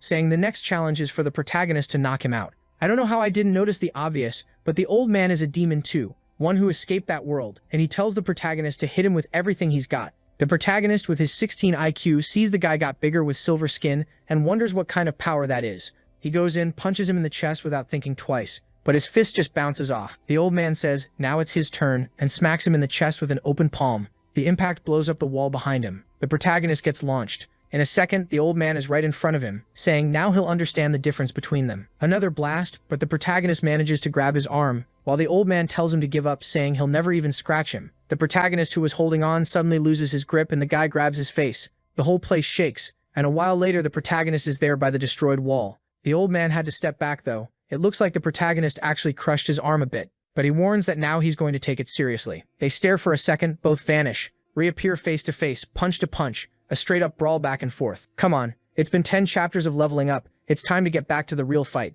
Long story short, the protagonist gets beat up, then he hits back and the old man is like, my god, this kid has so much potential. After a bunch of repeated shots of that, the old man is on the ground and the protagonist is farming aura. And the old man thinks, yeah, this kid is basically done. There's nothing else he can help with. Next day, the wife wakes up again with her husband, not at home. But then early in the morning, the guy made breakfast. He's in the kitchen, acting like a whole husband. And she's surprised. She immediately asks what happened. Like, what are you doing making breakfast? Tell me. He says he's been kind of tired these days because of something. She says that's obvious because whatever he's doing, he's going out every night, but he's free to do what he wants. She just wishes he'd value the fact that she worries about him. The protagonist asks, wait, you were worried? She gets embarrassed that she let it slip and says no, she wasn't worried. It's just that she's worried she'll be affected if something happens to him. He gets awkward and just apologizes for putting her in that situation. He never thought anyone in this world would worry about him. He says the most sad boy line ever, and she's instantly in love in a panel full of flowers. Like literally that XXX10 Tassone laugh energy. And she tells him to shut up and stop it. A while later, they're walking down the street, and he's wondering if Luna saw his mark, because when he was fighting at the academy, it clearly showed up. Then she asks what the difference is between M1 and superhumans and monsters. I think M1 are those high-ranking people from the training group. She explains there are monsters that look human, but when they use their abilities, marks appear. So from the way she says it, the protagonist realizes she either doesn't know about him or she's hiding it. And it seems like M1 are the most trained humans who hunt those marked humans. He remembers the old man warning that those guys won't give up. And now that he's being hunted by demons and maybe by those people too, he should be worried. Luna asks why he's so deep in thought while he's sure there's something the demons want from him that he still doesn't understand. Then he says, before we go to the barracks, there's something I need to take care of. Next chapter starts with him walking, when look who's back. The Eminem-looking guy who already got beat up a bunch of times welcomes Ming, saying he's in the mood for a huge cigar. He needs nicotine, but the kid completely ignores him and just walks off. Eminem realizes his reputation at this school isn't exactly great. Then that other idiot friend shows up and says he's going to show what a top-rank aim looks like. He's going to nail that kid. But the guy up front stops and says, Sang-chun, and Eminem just freezes there. Eminem can't believe the kid is giving him orders. And the kid says he remembers perfectly well what happened. Eminem was shaking like an idiot in front of Nero. It's embarrassing that someone who got beat up like that is trying to act like a top rank now. The kid keeps chewing him out until Eminem suddenly yells that everyone's asking to get beaten up. But now everyone's staring at him, all the nerds, and he's getting scared. Like, sure, you could beat up everyone. Even if the protagonist is right there by the window with his blonde girl and he'll beat you up later. Yeah, there's no way around it, kid, you should probably just give up. The protagonist is in full superhero drama mode, looking at his friends and saying, "Wow, I'll never be able to live such a peaceful life again." Yeah, right. Like you're not doing just fine with that blonde girl, going everywhere together. Anyway, now we're heading to his old place, his apartment. Luna thinks it's dangerous, but he ignores that and asks if that's where she used to work. She says yes, she worked there for a little while, but it's nothing special. The only thing that ever happened there was that sometimes some entitled students would show up trying to buy cigarettes. Nothing else. The protagonist knows the M1 organization provides financial support, so why was she working here? Was it to keep an eye on him, or was something else going on? Cut to the protagonist arriving at the old apartment. He looks around, nothing unusual. Luna asks why he's standing there like an idiot. He says it's nothing. He's just remembering the old days, and besides, he's there to find something specific. They stare at a door, and the scene cuts to a bunch of open boxes. The protagonist is trying to find whatever it was the demons were looking for that's with his grandma. Yeah, kid, you need to figure out that the thing is you. Meanwhile, Luna looks at a photo of his grandma and says she looks strangely familiar. The protagonist comes back. She asks if he found what was important. He smiles and says they can go back, while thinking, unfortunately, no. Cut to the hospital, where Juninga's waking up. Out of nowhere, the kid has a freak out, sits up in a panic, coughing like crazy, and asks where Naro is. He wakes up asking about his friend. That's a real friend. A little later, they take his blood and tell him to take it easy. He just got up. Meanwhile, Solwak is all excited, saying his blood is extremely important for certain tests. And since he's going to let them test whatever they want, how about they hand over the information he wants so badly? Junyoung hesitates for a second and asks where exactly he is and where his friend is. Solwa tells him to focus on recovering first. He doesn't need to worry, soon he'll see the boy. She's all emotional, saying she's happy they both survived. Looks like she doesn't know what happened to him. Cut to him walking through the lab looking for something. He finds a vial, and the girl immediately asks if that's what he's looking for. She's about to say he's acting really suspicious, when she suddenly notices he's really handsome. Then she says that's why she'll warn him. If they find out he came in there, he's screwed. Her name is Jang Sehi, and she's M1's mascot. She said like 15 lines, and he still hasn't said a word. She's trying to get his name while staring at him like he's glowing. Weirdly, he still doesn't say anything. He just grabs 2 vials and ignores her. When suddenly the doctor shows up and calls out to them, asking what they're doing. She orders them to get out, grabs his arm, but one of the vials falls to the floor. I don't even get what's happening, but the doctor tells Sehi to disappear and go back to training. He wants to know why his blood is being classified as dangerous. The doctor says fine. She'll explain what happened to him, but first they need to go back to his room. But look at the way he's watching her as she leaves. The second she closes her eyes, a hand goes to her neck, yanks her inside, and blood smears the door. The kid has already stripped her clothes off and he's smiling like a psychopath. Yeah, there's clearly a demon inside this kid. Next scene, the M1 group is talking about Erin, that blue-haired girl. Apparently she got beaten by a guy who just awakened. A blonde guy named Hansong starts mocking her, saying it's ridiculous that she trained for so long and still got beat by someone who just awakened. She completely ignores him. He gets pissed and tells her not to ignore him, then suddenly looks to the side and says they're talking about the demon. Right then, the doors open and the protagonist walks in with his blonde girl. He gives a quick stare and Hansong is smiling, saying he wants to see the power he has with both eyes. Meanwhile, Jang Sehi is blushing again, saying this one is handsome too. The rest of them know he's the boy from the rumors. From behind the glass up top, someone says it's good to see him there again. Looks like he agreed to take the entrance exam. The protagonist says he'll take the exam if that's what it takes for them to cooperate with him. The old guy doesn't even get it. Cooperate with him? The protagonist explains he has no intention of following anyone's orders, but since they share the same enemy, maybe they can work together. Suddenly, Hansong appears behind him and asks if he really thinks everything's going to go the way he wants. He has no idea how hard everyone there works to protect the city. The protagonist just says that unfortunately his world isn't peaceful either, and he has a lot of problems to deal with. Hansong keeps pushing, saying he needs to learn a lesson so he understands who's in charge there. He teleports down under the glass and asks the captain if he can teach the kids something. The captain immediately approves, telling them to train like it's a real fight. It'll be good if they can finally see the kid fight to win. But the scene cuts to a woman entering a room. She's the first to find the other doctor's mangled body. Back in the arena, Hansong asks if he's sure he doesn't need a weapon. He's going to get brutalized. The protagonist thanks him but refuses. His hands are enough. Seshi is totally smitten, saying the kid really has a brave aura. She starts rooting for him, while Hansong jokes that he just got there and already has a fan club. Hansong is furious because this kid just arrived and is acting like Auron. But if he takes them both out, his ace position will be at the top. Yeah, he wants the top spot, but right now he's remembering how many times Aaron beat him up. No idea what his amazing plan is, but in the same second he teleports and appears behind the protagonist. He leans in and whispers, asking what he thinks of that speed.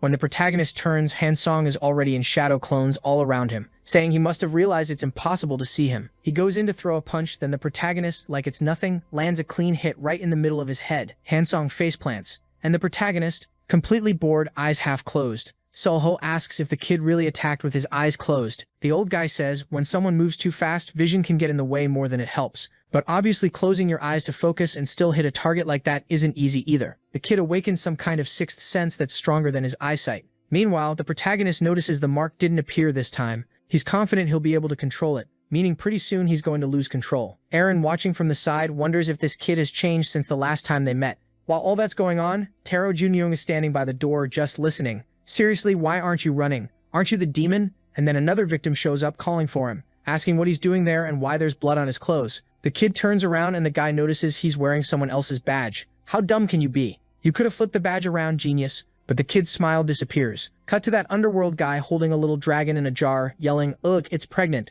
That's disgusting." The guy is smiling and suddenly a monster comes out of the creature's belly. It's vile. He says controlling someone's mind and body is the greatest horror of all. And right now the shadows are waiting. When darkness falls, they'll start moving. Back in the arena, everyone's telling Hansong not to get up, and he's being carried out on a stretcher. The protagonist glances back while Luna tells him not to worry. He'll be healed by the medical team soon, or he'll get eaten too. Aaron laughs at Luna, saying it's funny she's worried about an enemy. The two start trading jabs again when someone approaches the protagonist from behind and says that was impressive. It's Jae Hyuk, saying the kid must have some kind of psychic ability. If he goes through their systematic training, before he can finish, an intruder alert starts blaring. Everyone panics. That should be impossible, because the security at the entrance is insane. In theory, there shouldn't be any monster inside. Nero wonders if some kind of creature actually followed him in. The base leader yells for everyone to take combat positions. The protagonist says he can join the fight too. But the guy asks him to help evacuate all the civilians, because his presence would just get in the way. People wouldn't be able to act freely since he's not part of the team. Luna says it's best to take him outside the base since he doesn't have an entry-exit record, and she'll have to help him. Meanwhile, Seihi is yelling that she'll take the handsome guy. In the chaos, Sale calls for the boss, saying they need urgent help, and the guy rushes out. Seihi clings to the protagonist and tells him not to worry, she'll protect him. Everyone's running around trying to figure out who triggered the alarms. Then they find another dead body, and they're sure someone really is inside. Cut to the protagonist with the girl asking if there's ever been an invasion there. She tells him to relax because she's protecting him. But no, there's never been an invasion before. The protagonist is shaken. If there's never been an invasion, why would it happen today, the day he shows up? And of course, by that mandatory protagonist coincidence, he runs straight into his old friend. Instantly, he's like, my god, my best friend. He runs over and hugs him tight. Then Seihi barges in, thinking there's a romance happening between them. She folds her arms and says she wants to be part of this relationship between handsome men. Meanwhile, in the security room, they're reviewing all the footage. They finally find the moment he killed the guy in the hallway. The old man pulls the classic, zoom in, more, and they see his face. The good part is they know who it is. The bad part is that right now he's with Seihi and the protagonist, who just brought everyone to a security room in Sector 1, where supposedly nobody would be attacked. Seihi suddenly says she's going to get water and leaves. Then Junyoung looks at the protagonist and says he's fine, but Naro thinks it's weird. His friend was supposed to be getting treated at the hospital. What is he doing in the M1 area? Junyoung ignores the protagonist and just says he's happy to know they both survived that chest wound. The protagonist gets thoughtful. Yeah, it really is unreal. He goes to thank his friend, saying that from now on he'll protect him forever. But even as he says it, he's wondering if he can really protect his friend, and his friend isn't helping at all. Maybe it's an illusion, but he gets right up in Nero's face, asking if he really thinks he can protect him. That hits the protagonist like a shock. Right then, Seihi comes back with some water, while the protagonist looks crushed. Back in the camera room, they finish reviewing everything and realize the kid is in the security zone. The chief comments that if he's not mistaken, that's where Seihi took Tado Nero. The moment they turn on the camera, the sweet trio is right there. But it looks like something went wrong. What he's saying is, let's send a few squads over there. Except in the security room. Once you go in and press the button, nobody else can enter. Super convenient, huh? The three of them lock themselves in a room where nobody can do anything. So how are they supposed to get out? Probably someone inside has to press the button to open it, I'm guessing. While they're stuck in that mess, inside, Seihi is having fun being right between the two guys. But she notices that after she came back, the vibe doesn't feel the same as before. Did they start competing while she was gone, trying to see who'd get access to her sexy body? What the hell? Yeah, that girl is not okay. Forget her, leave that crazy one alone. She starts wondering which one she likes more. Maybe the serious guy. That's when she notices the serious guy, Junyoung, has blood on his coat. And on top of that, he's wearing doctor clothes. None of it makes any sense. When she goes to ask about the blood, he cuts her off and says it's from earlier, when the vial fell on the floor. He puts a hand on her shoulder and says they already got in trouble because of that, so how about they just forget it and drop it? Looks like he used some kind of intimidating aura, because she freezes up. But the protagonist immediately grabs his hand and tells him to calm down. Why is he acting like a different person? Why is he suddenly acting like this and staring at her out of nowhere? Then Juning pulls out this creepy smile. He can't even hide how evil he is, and it becomes crystal clear to the protagonist that something is seriously wrong with this guy. Before he can do anything, one of the doctors nearby says they should go to room number 2, and then out of nowhere a hologram of the boss appears,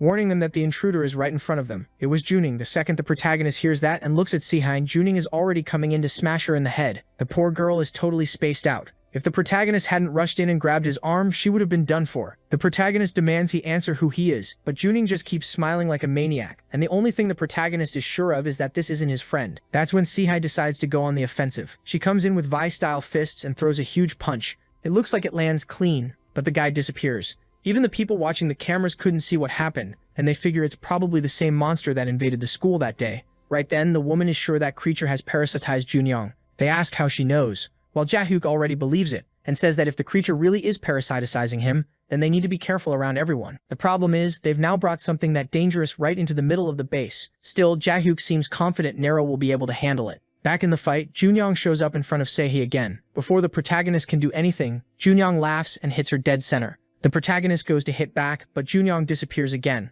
What a bastard. Then suddenly the protagonist hears his friend's voice crying for help, and Nero starts wondering, if he kills this demon now, won't he be killing his friend's body too? Meanwhile, the demon appears again in front of them, laughing, saying he really is suffering a lot. The protagonist is about to get hit, when suddenly Sehee comes up from behind Junyong. He's forced to back off, but the protagonist still doesn't know how he's going to solve this. Then he remembers. When he hugged Junyong, there was also a creature that came out of the shadows. That's how they both got pierced. Now he's sure, considering that crater in his friend's chest. He didn't survive. In fact, the only reason he's standing there at all is because the demon took over his body, meaning Nero can't hesitate if he wants to deal with him. So he jumps and destroys the only light in the room. The people watching obviously can't see anything now. So what do? Help in the fight or just wait? Sohwa has no idea. Inside the room, the protagonist is sure. If the demon can move through shadows, then you just remove all the shadows and he'll be stuck. But the demon laughs, saying the kid is delusional if he thinks he can beat him in the dark. He even says he lied to his friend when he claimed he could protect her. The protagonist ignores everything he says and remembers the fight against Han Song, when he closed his eyes and felt the mana expanding inside the guy's body.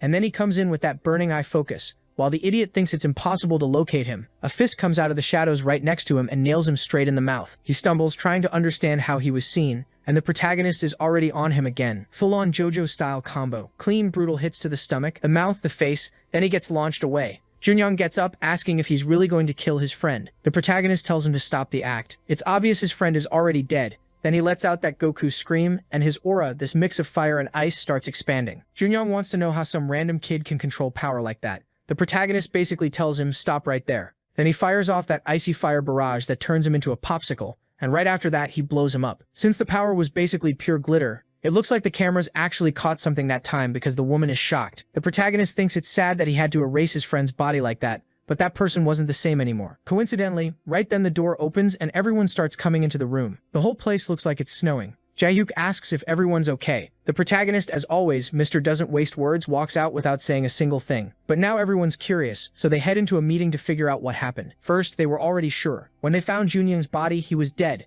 It was probably in the time between them going in to retrieve the body that something took control and made him look alive. Sohwa apologizes. She should have realized, but her greed was bigger. She considered that possibility, but figured it would be a great chance to get a blood sample from someone controlled by a demon. So yeah, she knew it was an option and still decided to let it happen. They want to know why the demon chose to possess that specific guy. Jahyuk says that from what he heard, Junyong was Naro's friend. Even if they don't know why, it's obvious the demons are interested in Naro. While they're in the meeting talking about him, he goes home alone asking himself again, why are demons following him? Right when he's thinking that, Aaron shows up and asks why he hesitated to kill that creature. The golden saliva guy thinks the question doesn't even make sense, so he saves his words again, just ignores her and walks past without saying anything. But she's not letting it go. She grabs his arm and tells him to answer. Everyone knew it was a demon in that body, so why did he back off like that? The protagonist yanks his arm free and is ready to smack her in the mouth until his wife shows up and tells Aaron to stop messing with him. She should know how hard it was for Nero to face someone who used to be his best friend. Aaron says it doesn't matter.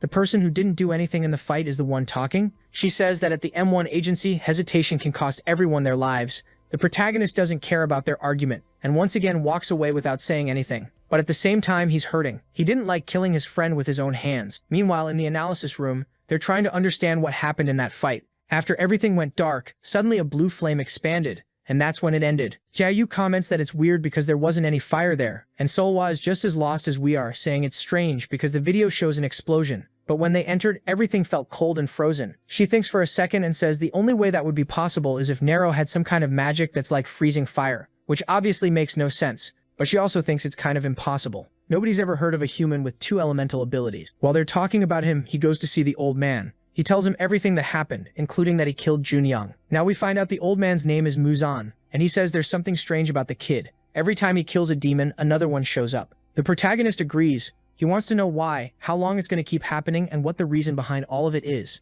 The old man says, all right then, it's time for him to learn the truth. Suddenly he stands up and bows to the protagonist, who's just standing there like, what is happening? The old man says that in the past he was a soldier of Khan, and since the boy is Khan's son, he has to show him respect. The protagonist is confused. Wait, what do you mean I'm Khan's son? So the old man tells him about when the demon land was destroyed by war. Khan's brother couldn't accept that Khan was marrying a human woman, so he started a war against the castle to take everything, and the whole army was brought in. Both sides' troops plus the 2 brothers went into battle. Khan, even though he was the strongest, wasn't as cunning as his brother, who used all kinds of dirty strategies. With no chance of winning, the soldiers who survived managed to escape and fled to the human world. The only lucky thing is that they found Sana, who was the protagonist's grandmother, and then he returned to the human world with her. Bottom line, Enro is the son of the former demon king, and even crazier, he carries the blue flames, a force considered legendary among demons and the symbol of succession to the throne. The protagonist says his grandmother never told him any of this. The old man explains it was to keep him from getting dragged into all this.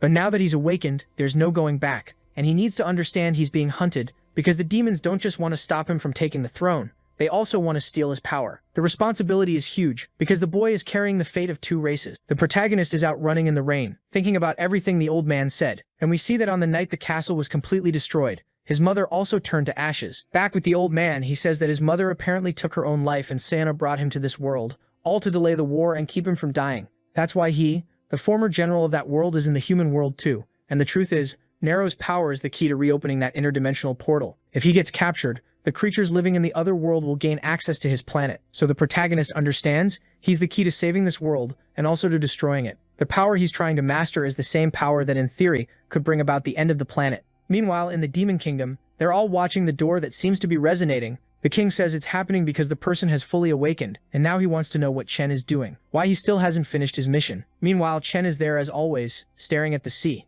He's always just standing around like he does nothing with his life, but he's thinking that the precious child finally woke up. Then we see, back in the past, the day the woman Nero's mother entrusted her son to Sana. But strangely, she went up to this big-headed kid who was holding another baby too. Everyone's got babies, like demons are just mass-producing them. And she told him that the moment she left, he had to run away with his sister and not look back. She hugs him and leaves. And oh, that kid is Chen. And he started hating humans because he was abandoned by his mother who left to save the son she had with a human woman. The poor kid tried to find her, but it was too late. He screams desperately, and from that day on, he never saw her again. That's why he stands there waiting for that door to open so he can go look for her again. Bad news, she's dead. It's over. And where's that baby? Who did that baby grow up to be? Back with the king, a servant says they looked for Chen but couldn't find him. The king just orders them to prepare all the strongest ones because the time has come. They needed to take advantage of it before the rift closed for good. The servant says it's risky. Everyone, including the king, could end up dying. But the king says that either way they're all going to die there, so this is an absolute order. The servant says it's fine, he'll obey while boiling with rage,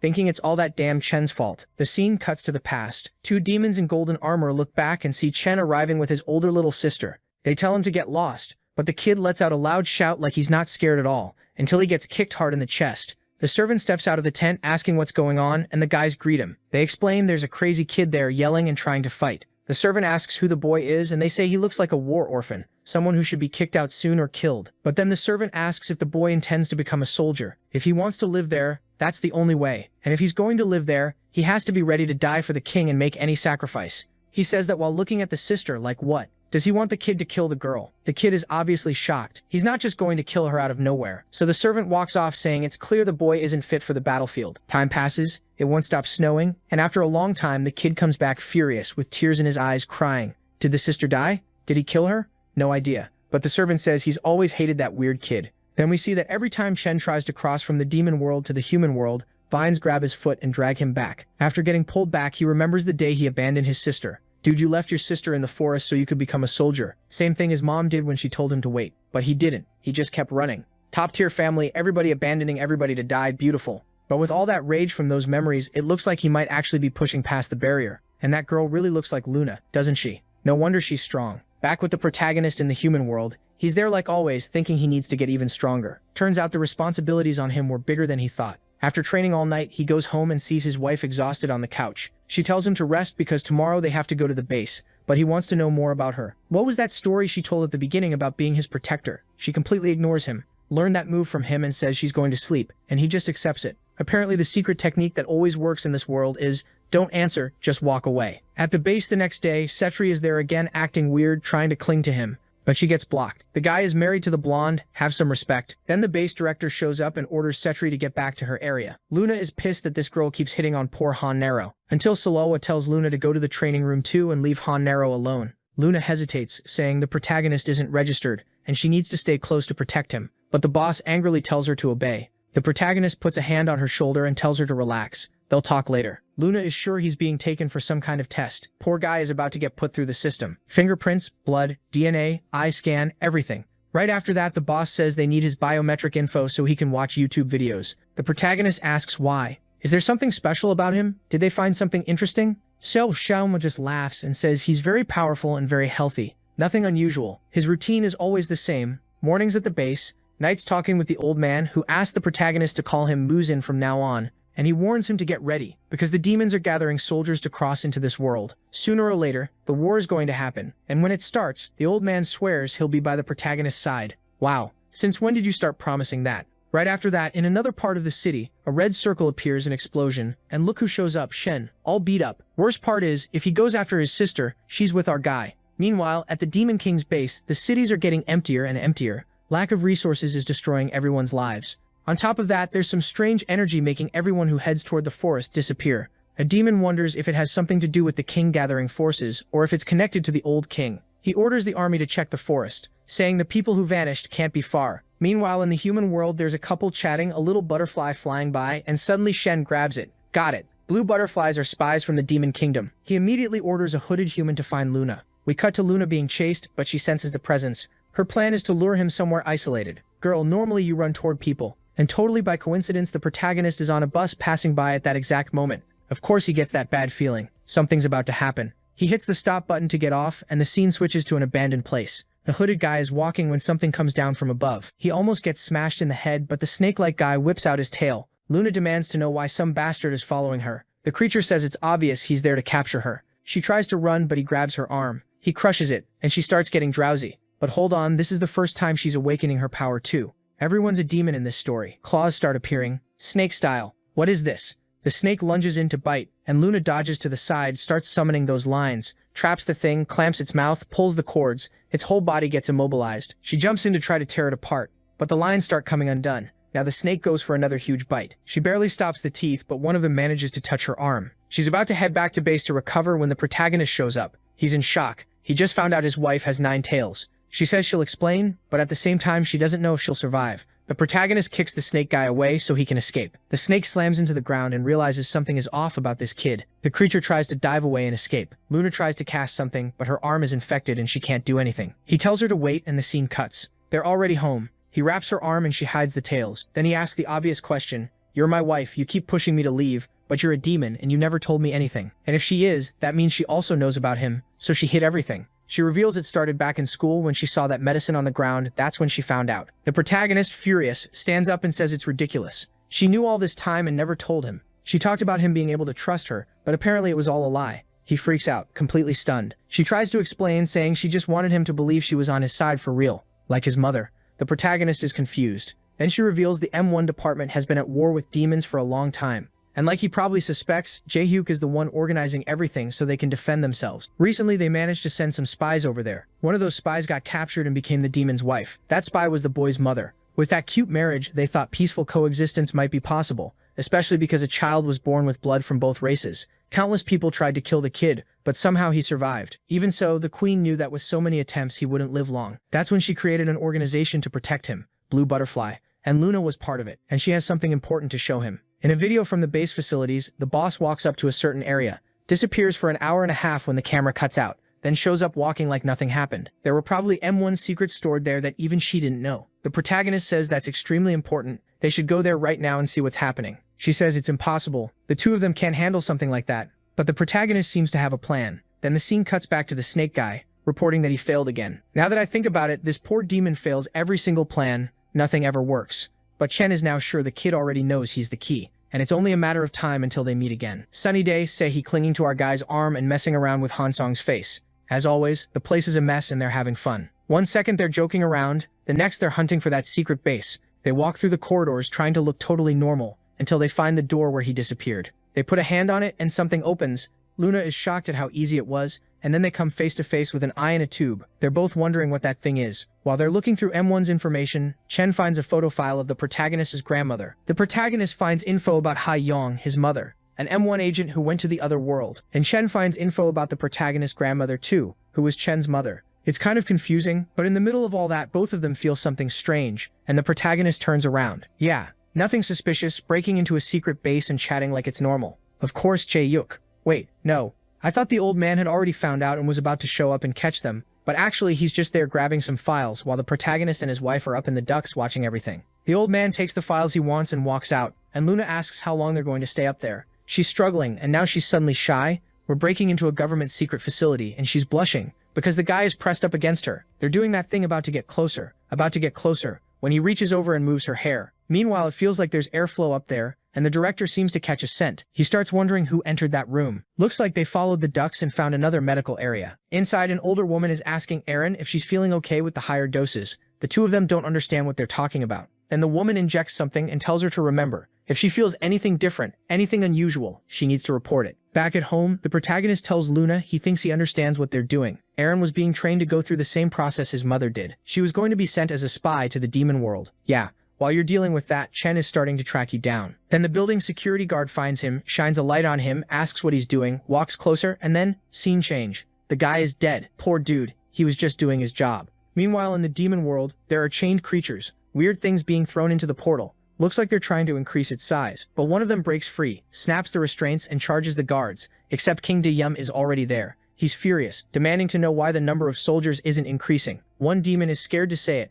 but it seems like people are running to the forest to join Chen's resistance. The king grabs him by the throat, holds him over the vortex, and orders him to explain. Why aren't there enough creatures to open this portal? They were supposed to keep bringing in more monsters, even stronger ones, so this could end for good. The servant is kneeling, saying the moment is coming, they're about to succeed. Next chapter, somewhere random, a woman asks if they've contacted him. Does he know if what Muzin said is true? So they're friends of the old man. The guy asks what she's talking about, and she says she means the rumor going around that the king's son is alive. When he's about to answer, his lighter suddenly falls to the ground, and then someone in the middle of that hallway says the rumor is interesting. When they look up, it's Chen staring them down. He instantly teleports right in front of both of them, and asks if this is some kind of fugitives meeting. They immediately try to run. She starts climbing the wall, and the other one bolts the other way. The kid can't even understand how they got found. Chen says they've got way too much time on their hands to be worrying about something like that. Flames start spreading through the corridor, and he knows he has to find a way out as fast as possible. But Chen's fire slices through like a blade and cuts his arm off. Chen walks up and says it's awful to see they still can't recognize him, even though he's disguised as a demon. Then he tells him to remember the name Chen. The guy knows Chen is the king's right-hand man, so what is he doing here?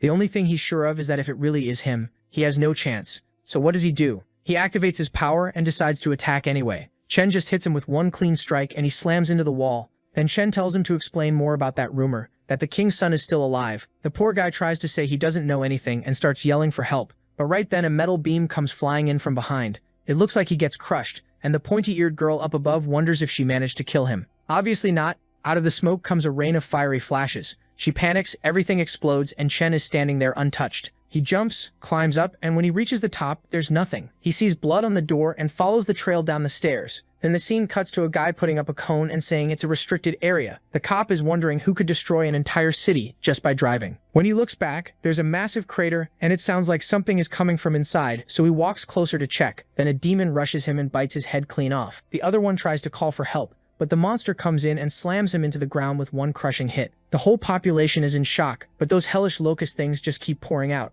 Meanwhile, back at the M1 base, the alarm goes off. Seichi is hyped, saying she finally gets to use all that training. The protagonist is sure the alarm means there are creatures in the middle of the city. Something big is about to go down. A student comes to warn him the request for help wasn't meant for them. They're not the main squad. He says he's going anyway. She says the order is for him not to go, but he answers that this is his job, and he knows the world ends if he does nothing. And it's already starting, because people are getting eaten everywhere, full Attack on Titan vibes while the whole city gets demolished. The M1 group arrives by helicopter and immediately realizes this looks a lot harder than what they trained for. Sentry just closes her eyes, takes a deep breath, and tells them to get ready. Then she jumps and everyone goes with her. Next chapter, I'm kind of confused because it starts with the old man down, Chen looking over the city, and everyone screaming that they can't stop the monster. There's a fanged one with a huge mouth firing power at Irene, and she's thinking there's no way she can hold out. When it goes in for the final bite, the protagonist shows up and stomps on its head. I think that's what happened because it felt like a little spoiler. And then the next scene goes back to the moment when the monsters, one big mouth one, were coming out of the hole. Someone walks up saying, "The place is disgusting."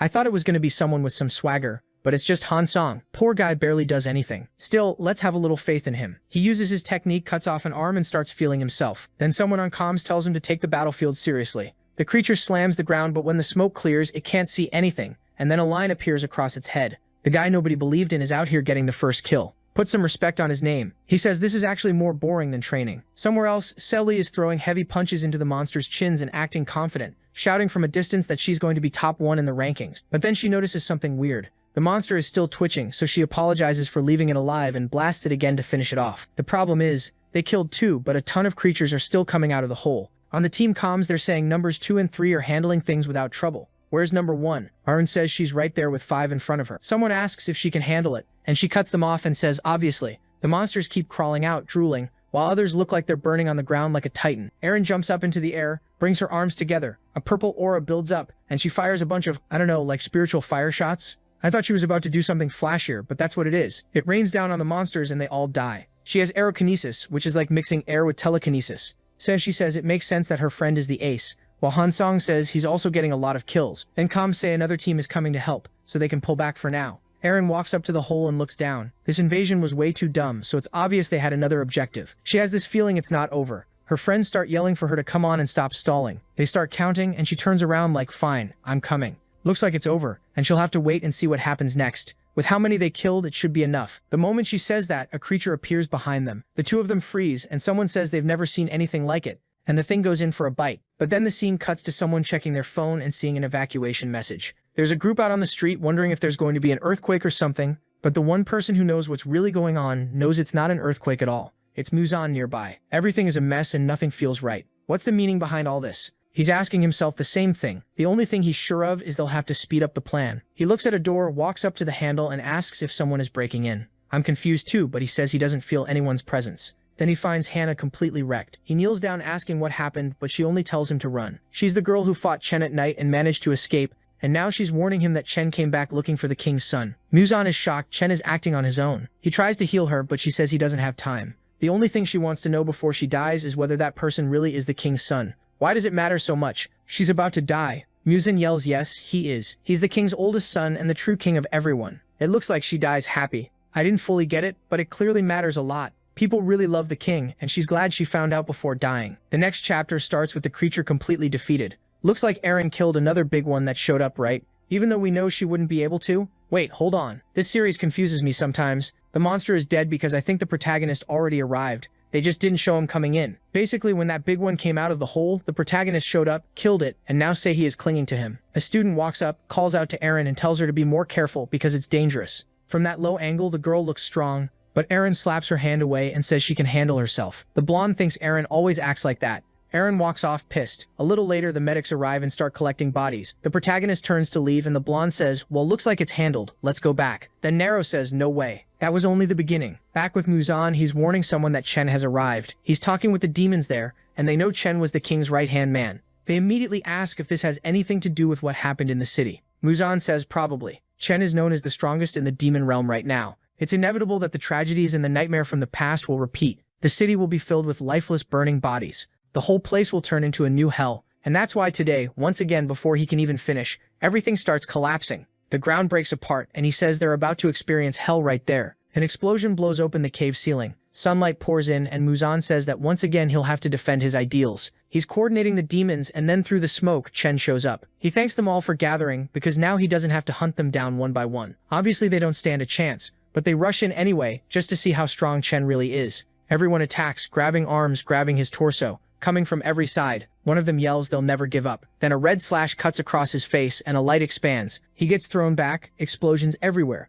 demon bodies flying. Someone is already burned to a crisp, while Chen is still standing there untouched. The guy tries to ask how that happened, and in the next second, Chen is bouncing from neck to neck, ripping through everyone. He spins his blade, builds up that aura, then slams it down and sends flames toward the two who are down. But someone tanks it. Give him credit. It's Muzan, stretching his arms out. Chen says Muzan's steel is strangely weak, but then he recognizes that power. Was Muzan part of the commander's army? Before Muzan can answer, Chen is already right in his face, saying it's a shame because now he's in a bad spot. Chen throws 2 slashes while the old man says he'll be going back to that hell soon. Chen doesn't care. He wants to know where the damn key is. Muzan blocks with his elbow, and Chen presses him. Answer me. Where's the key? Muzan can't believe this kid is pushing him back with raw strength. Then the ground shakes and a wall rises up between them, like something out of Gaara. It's the people behind them launching another attack from Chen's blind spot. Chen just turns and says, they're nothing but insects. On the other side, Muzan hears everyone getting completely wiped out. Someone screams about a promise he made, telling him to run, and then Chen blows the wall apart.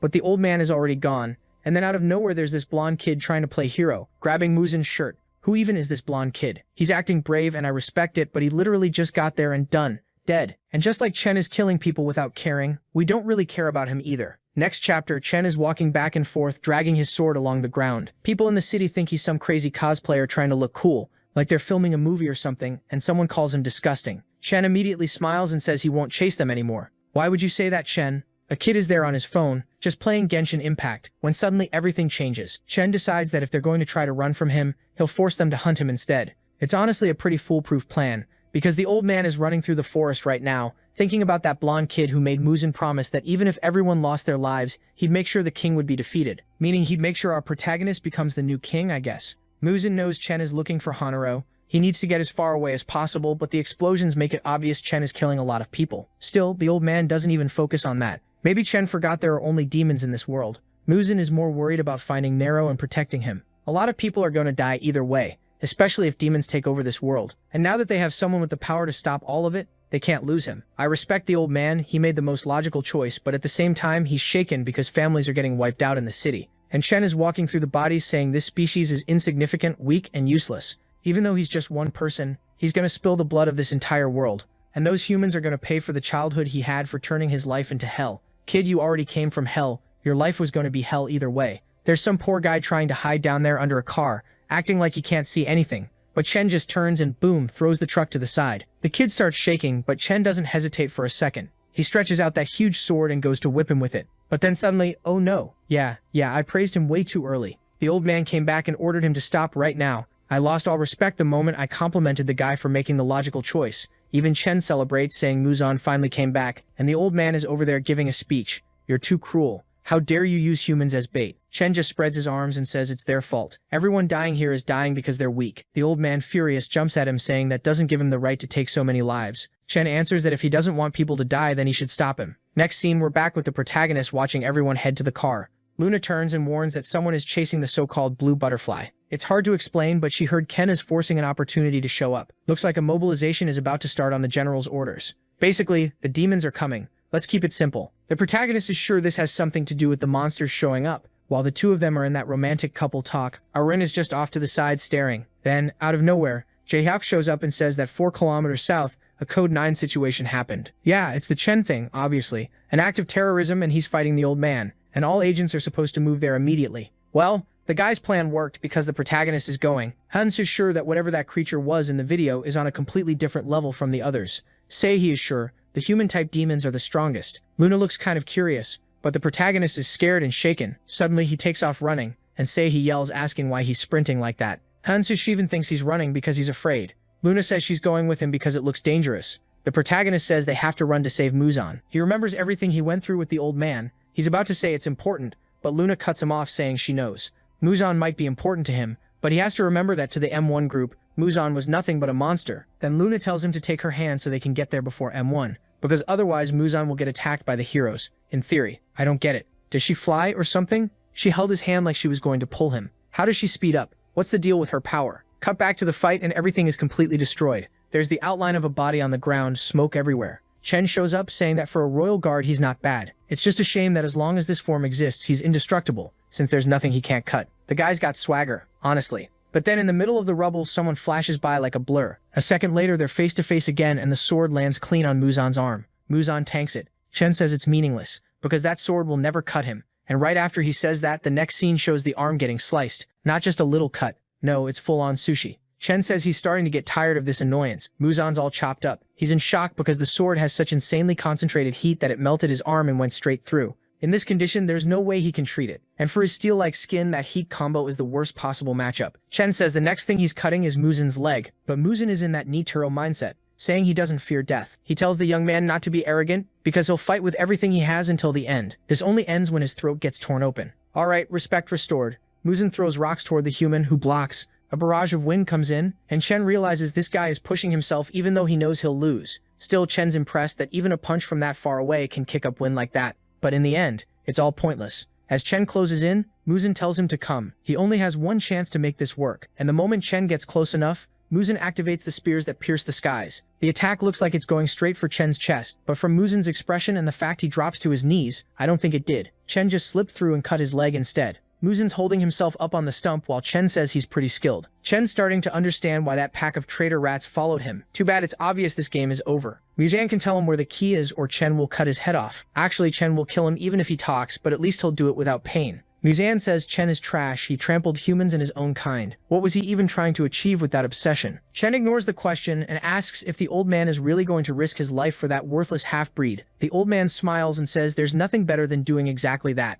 Chen looks shaken that the old guy still has an aura like this. Maybe some ability Chen didn't know about. Wait, Chen isn't just reacting to the aura? He says it's not Muzan's power, it's something that's draining his energy. And when he looks to the side, guess who's arriving? Han Naro, fist cocked, saying it ends here and now. He lands a clean hit on Chen and sends him flying. The protagonist is furious. Muzan is impressed. Then the old man remembers someone telling him to always keep in mind that he has to protect the people who can't protect themselves. And if there ever comes a moment when he doesn't have the strength to protect himself, that's when he'll be protected by the king. That was the protagonist's father. Obviously the guy was a legend. And now the old man sees the boy, reminds him of his dad. In that moment, he's sure Naro is the son of King Kan. He asks if the former king can see what's in front of him. The eternal flame still lived. Luna comes closer, asks if he can stand, and she shows the blue butterfly. I guess that's her way of saying she's not an enemy. I'm not totally sure. She leans in by his shoulder and says they need to get out of there urgently. But he hesitates. Actually, he's not hesitating. I think he died. That hit me. He saw the king, the protagonist with that king vibe, and then he died. That caught me off guard. I hated this old man when he came back. Then I started respecting him again, and now he's gone. Back to the fight. Of course Chen didn't die from that punch. The protagonist is sure this guy is completely different from every monster he's fought so far. Chen walks up saying he suffered in hell his whole life for the chance to kill him, and now he's going to personally rip off each of his limbs. The protagonist activates his aura and says fine, then he'll give him the chance to try. Suddenly attacks come in with red ropes, but Chen blocks easily. The protagonist recognizes it as Luna's power, and one of the attacks is on Chen's neck. She's fully transformed like Ari mid lane. Look at her go. She tells the protagonist to get out of the fight and that she'll handle it. She's acting like she's in a Marvel movie. This is girl power and she's about to get herself killed. This story is Korean. There's no girl power safety net. But I forgot one thing, the protagonist doesn't care at all about his wife, so he turns and tells her to hold on for a bit and he'll be right back. What the hell? She says okay, and starts getting ready to use Ari's Q. He's really going to leave his wife to die against the final boss. Alright, fine, let's remember the plot twist. Luna is probably the girl he abandoned in the forest. Big secret, huh? Totally hidden, nobody could have guessed. And then boom, Chen suddenly freaks out and asks, Lin? She looks confused, like what are you talking about? How do you know my real name? Come on, does she have a goldfish memory too? She tells him to say how he knows her name, while Chen stays completely silent. She attacks, demanding an answer, but he's still intact. The ropes wrap around him. She rushes in, lands a clean hit, sends him flying. He still doesn't respond, doesn't do anything. It really is girl power. That's what I like to see. She goes in with that vertical kick from low to high, straight into his stomach. He spits blood. She grabs him by the neck and tells him to answer. She's furious. So that name is really that sensitive. When he says Lin again, she tells him to shut up. Nobody is allowed to call her that name because she's Luna, the king's protector. Then Chen starts talking to himself, saying he had to become stronger because they took everything valuable from him. He survived with all his strength because of her death, so why was she alive? She should have died in that forest. Then boom, explosion. If she didn't die then, she dies today. The scene switches to a truck with Aaron's group arriving. Hansong wants to know what's going on. The whole place is on fire and they can't see anything. Arin tells everyone to focus. Hansong asks why she's acting like the leader. She says she can feel a terrifying energy, power she's never witnessed before. This situation has an extremely high chance of getting them killed. Then Nero comes out carrying the old man, and now the big question is, why didn't you tell your wife to carry the old man while you went to fight? Whatever. Let's pretend that didn't happen. He talks to Muzan. Wake up, I'll protect you. Walking with him through the emptiness, telling him not to die like this. I think it's already over for him. That hurt. The protagonist says he only has Muzan and Luna in this life. He doesn't want to lose again. Muzan, with his hand on the protagonist's shoulder, starts turning to ash, telling the king to lift his head. The protagonist is crying, saying everyone who stays by his side dies. And honestly, he's right. He grew up alone, they killed his grandma. They killed his friend. He finally meets two people and now another one is dying, and he also left his wife to die. Everyone's going to die. The old man, suddenly all religious, says that even if these bodies disappeared from the physical world, they still exist as souls and will always be by his side. That's why he has to take responsibility, stand there and fight for those who are still alive. And with that, the old man fully turns to ash, saying that as captain of the guard, it was an honor to have known him. No, now that the old man is gone, it's over. The protagonist is going to snap back to the flames. Chen is choking Luna, saying she was always an obstacle, always fell for traps and was too kind. And now at a moment like this, she comes back alive out of nowhere. And on top of that, she's protecting that filthy half-breed. She's still pathetic like always and really deserved to have died in that forest. But even while being choked, she says he's a coward. Such a coward that he abandoned her in the forest instead of just killing her. And now he's shocked she survived. That hits him. She even kicks him. There, take that. She falls back, all flexible while he's shaken. She finishes by saying that if he really wanted her to die, he shouldn't have given her that necklace. The blue butterfly saved her, so if he wanted her dead, why give her that before leaving? He says the path he walks always leads to suffering. His whole life was blood and fire in that hell, and there was no reason to drag one more person through it. Luna starts to feel sorry for him, but he tells her not to get in his way anymore. That's the only thing he's asking. And just as he's ready to bring the huge sword down, someone starts approaching. When she looks back, it's the protagonist, acting like he couldn't care less. He says Muzan is dead and that he'd never forgive Chen for it. Damn, the kid's got style. Chen celebrates and laughs, saying he's finally showing who he really is. Today, this conflict between the two of them was going to end. Yeah, but it literally just started already ending today. Fine, let's go then. The next chapter starts with the building exploding from a blue punch and Chen getting launched away. Chen comes back with a sword slash, but the protagonist answers with a punch, another cut, a straight-up brawl, blocks flying everywhere. Naro's starting to get those marks on his head, and honestly the M1 group still hasn't shown up. Then the protagonist throws a punch that turns into a barrage, the famous icy fire. The ice keeps spreading, but then a leftover trace of flame appears, and everything gets wiped out. Chen is staring with pure hatred, and the protagonist comes in with my favorite female move. Off in the distance, his wife is in shock that he's actually that strong.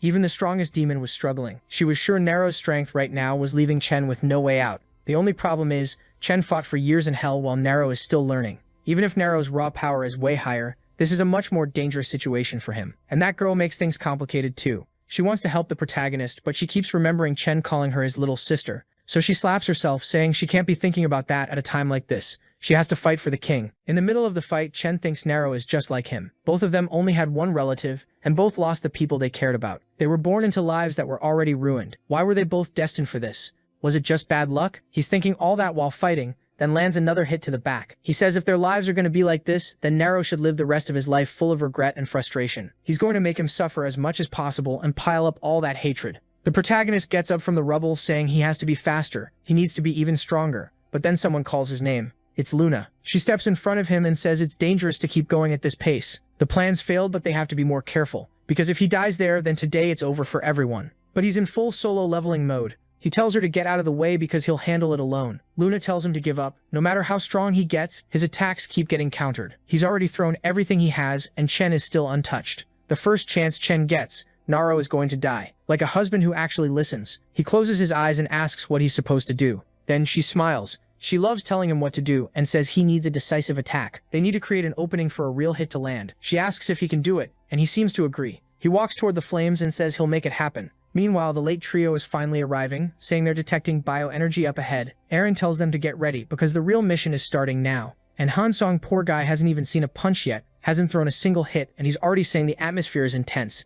Then he looks to the side and asks if that isn't Han Nero. It is, charging in again. Aaron looks over and gets furious because she sees Luna with her 9 tails. At the same time, Chen pulls his sword, wondering if he shouldn't personally erase Luna once and for all. She looks insanely cool there, wrapped in that heavenly foxfire. For a second, the human couldn't feel or see anything. It was like he was trapped in an Itachi illusion, and then the protagonist drives a strike straight into his chest. Even so, Chen just says it's impressive for trash like him, a mixed blood race. He grabs the protagonist's arm and says he can feel the king's energy in there. It's too much power for such a small vessel. That's why he's going to consume that power to open the gates, forcing Nero to destroy the interdimensional barrier using the king's power. The protagonist fell into the trap. Luna screams for Naro to get away, but it's too late. Their energies are mixing, and from the backlash, she takes a whip-like hit right in the middle of her chest. The protagonist goes full Dragon Ball Pillar of Light, shooting into the sky, while Chen apparently gets completely charred. As the kid screams, the lazy trio just stands there watching, still doing nothing. And in the demon realm, that same pillar tears through the heavens. Instantly, the demons start celebrating.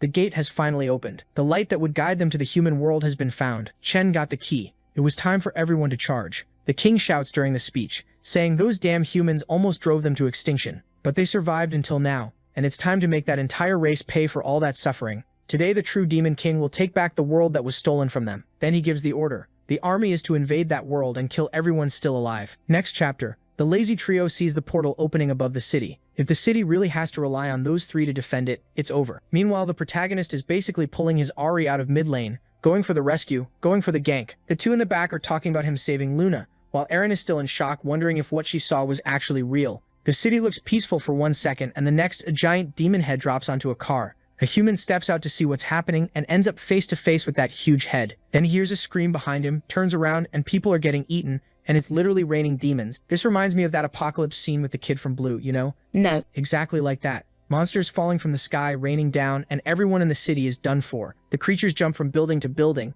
land in front of buses, flip everything over, destroy the whole bridge. And somehow there's a reporter flying around at a time like this. No way I'm getting in a helicopter. Those things crash even when nothing's happening. See? Told you not to take the helicopter. Got eaten midair. The bridge starts getting overrun. And wow, these demons are all big-headed too. Seriously. Meanwhile, Jayok is getting urgent calls. Someone tells him the VIPs are worried. He says he knows he'll fix the situation, don't worry. But if he succeeds, he wants full rights to be in charge of all this. Sounds like he's talking to the government. And the government says fine, since they're the only ones preparing to fight something like this. Looking at Nero's image, he says from now on they're going to follow every single decision he makes. Scene change. While people are dying in the city, Luna is resting in bed, and Eren went to check what was going on. Monsters are eating people outside, and she still went to see what the protagonist was doing with Luna. He's walking around clueless, thinking his wife got hurt worse than he expected. Then he notices part of the house has been broken into, meaning Luna is in danger. Back in the room, Eren is casting a spell on Luna's head. The protagonist storms in furious, asking what she's doing. He grabs her, demanding what she thinks she's doing, and she answers with an attack he barely dodges. He tells her to explain why she's there. This isn't going to end peacefully like last time. Eren says there's something she needs to check about Luna. Then she pulls the blanket back and her expression changes, saying she really wasn't wrong, and telling him to look. Luna has a crater in her chest. That was expected. Eren tells him no person survives a condition like that, and he's like, well, he always survives, honestly. But that's not her point. She's saying that since Luna is still alive, it proves she's clearly a monster. And the protagonist has some nerve. He goes, no, I think you're crazy, Eren. You're making things up. Right to her face, just lying. Eren tells him to wake up. It's beyond obvious Luna is a monster, but he covers Luna and says Luna is just Luna, nothing else. They've fought side by side since the beginning, and they'll keep doing it. Eren isn't having it, and tells him to stop being ridiculous. Monsters are the enemy. She swings at him, but he catches her fist and tells her to calm down. That's when she realizes he isn't normal either. He reveals the marks and says that even if it isn't much, he also has monster blood running through his veins. Yeah, not much. Just half the Demon King's blood. No big deal. Now he's stuck. Monsters want to hunt him, and humans are going to see him as an enemy too. He says he doesn't even know which side he's supposed to be on or who he's fighting for. Eren doesn't answer, she just stares at him, but she's got something in her pocket,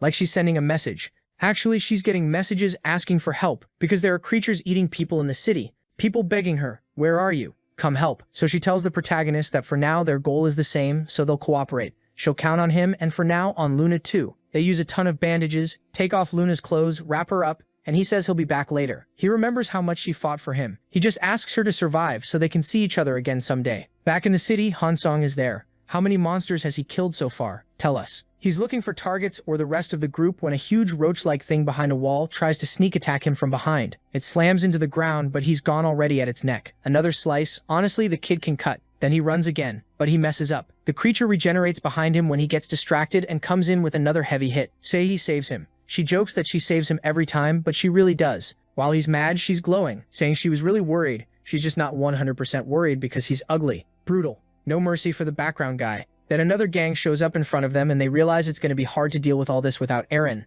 But what choice do they have? The monsters are right there, so both of them charge in. Eren is sprinting through the city trying to regroup, but help requests are coming in from everywhere, and since she's already being attacked, she knows it won't be easy to push through. She throws her arm up, makes a purple tornado, rips through the sky, and sends it at the monsters, everything getting hit from all directions. She probably used that spirit rain thing and burned all the creatures' eyes. The bad part is the monsters are still standing and still attacking her, and she's wondering how they didn't die to an AoE like that. She thinks she can handle it, until something bites down on her bicep. That bite goes deep, but the protagonist shows up and helps. Literally, he rips the creature off, throws it away, kicks the next one, grabs another by the mouth and slams it into the ground until it explodes. The monsters start falling apart while Eren just stands there stunned, and all she asks is where Chen is. I want to know too, where is Chen? And then out of nowhere Eren's like, my god. The atmosphere around him changed. She says she didn't get any message, but he seems to be hiding. She tells him to wait, but she's clearly in pain from the bite, and then she notices strange ash coming out of the wound. They say Chen is hiding, but he's up on top of a building, everything destroyed, just sitting there calmly, thinking about his sister. Then Cassiopeia appears and says he finally made it, and judging by how he looks, he's loving watching all these humans get consumed. The king must be thrilled with Chen's results, all thanks to him getting the key. Cassiopeia is sure Chen already took care of the blue butterfly messenger and the cursed air. Chen asks who he's talking about. Blue butterfly messenger? Cassiopeia says he means the girl who uses that red thread ability. She's been passing information and messing up their advance. Chen immediately understands who it is and asks if he wants to find out what happens if they lay a hand on her. Cassiopeia doesn't really get it, and Chen repeats it, thinking Chen wants him to be brutal. Cassiopeia says fine. If he finds her, he'll cut off all her limbs and make her suffer. But Chen tells him to shut up and grabs him by the throat. And he's already saying that based on the description, the kid must be the type who likes dying while suffering, so they can start with him. Like, what? He didn't suffer that much. His head came off. He died. Okay? This guy here is completely shaken. He tried to walk it off, but then he got scared again right after. Oh my god. Somebody help this Chen. I mean, help as in kill him, right? Next chapter shows the city has been taken over by flying creatures, and in one of the labs someone's treating Eren's arm. She comments that yesterday's injuries are already regenerating completely. She asks how that's even possible, and Sula says it doesn't matter. The important thing is that she's recovering. But then Eren pulls the needle out of her own hand and says she's not that relieved about it. Suilsa asks what she thinks she's doing, and Eren says she wants to know what's inside that syringe. The doctor hesitates and gets slammed into the wall. Eren tells her to say it right now. What they've been injecting into her all this time, and of course nothing but liars in this story. The doctor goes, it's just something for fatigue, nothing serious. Eren doesn't buy it and jabs her in the neck with the needle, the same nothing serious stuff. But from her reaction, Eren can tell it's something big, because otherwise she wouldn't be that scared. So Solwa says she'll explain. The truth is what they inject into her is cells taken from the monster's DNA. Eren doesn't get it, and the woman explains those cells are way more powerful, especially the regeneration.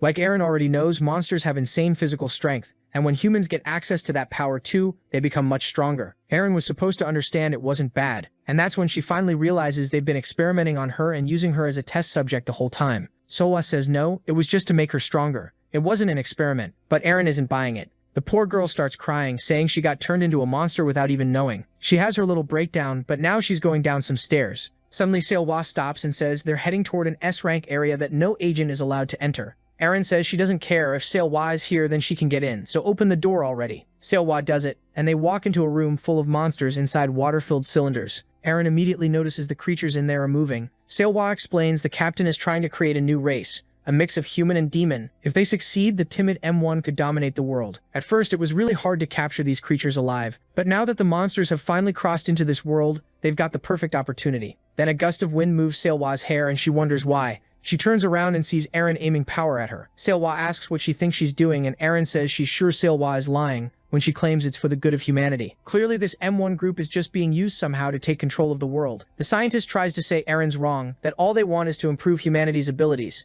Eren tells her to stop lying like she's stupid. The attack almost hits Seilwa's face, but instead it shatters one of the glass tanks holding a creature. Seilwa complains that Eren broke the collection, and right then the creatures spill out of the water. She asks if Eren has lost her mind. She has no idea how much they suffered to collect those. And honestly, this scene is scary. The woman gets dragged by tentacled creatures. One of them is already covering her mouth, while Seilwa says she's not letting this be free. I don't even know what happened exactly, but something startled Eren. She didn't seem to care and just turned away. The poor scientist ended up in the kind of forbidden genre story this platform doesn't allow. Meanwhile, morning comes and Luna wakes up. It's wild. Like, as far as I know, the city is being destroyed, and everyone's acting weirdly calm. Luna wakes up with Eren standing in front of her, and Eren immediately says that since Luna woke up, it's pretty clear monster genes really do strengthen humans. The blonde tries to say something, but she's in pain. Eren tells her to stay calm because her injuries aren't fully healed yet. Luna can only think that she must have been knocked out during that fight with Chen. But what happened to him in Nero? And judging by how Eren is acting, she found out Luna has some kind of monster gene. So Luna asks if Eren is going to torture her, and what she's doing there. Eren snaps back that she's angry. She's treating Luna as well as she can, and this is the thanks she gets? Luna turns away saying she won't believe her. But either way, Eren clearly knows the truth now. Luna tries to thank her, but Eren says she doesn't need to thank her because she's doing it as a favor for Nero. because he seems like the only solution to get out of this situation, and he seems to care that the Great Luna is safe. Back in the city, people are wondering if that was the last demon, and wow, the boys squad is actually handling it. Seriously, I didn't expect it. But then someone points up and tells them to look, and it's endless. Yeah, kids, I don't think you're making it. The poor guys were collecting a body, and now they have to start running again. Another hit from the monstrous pterodactyl thing starts devouring the bodies on the ground. Up on top of a building, the protagonist is just watching everyone get eaten. Then he throws out some spinning move. I don't even know what he did, but it sliced the creature clean in half. And he's thinking about the deaths of the people who matter to him and how it means nothing to these demons. He has no idea why these bastards are doing this,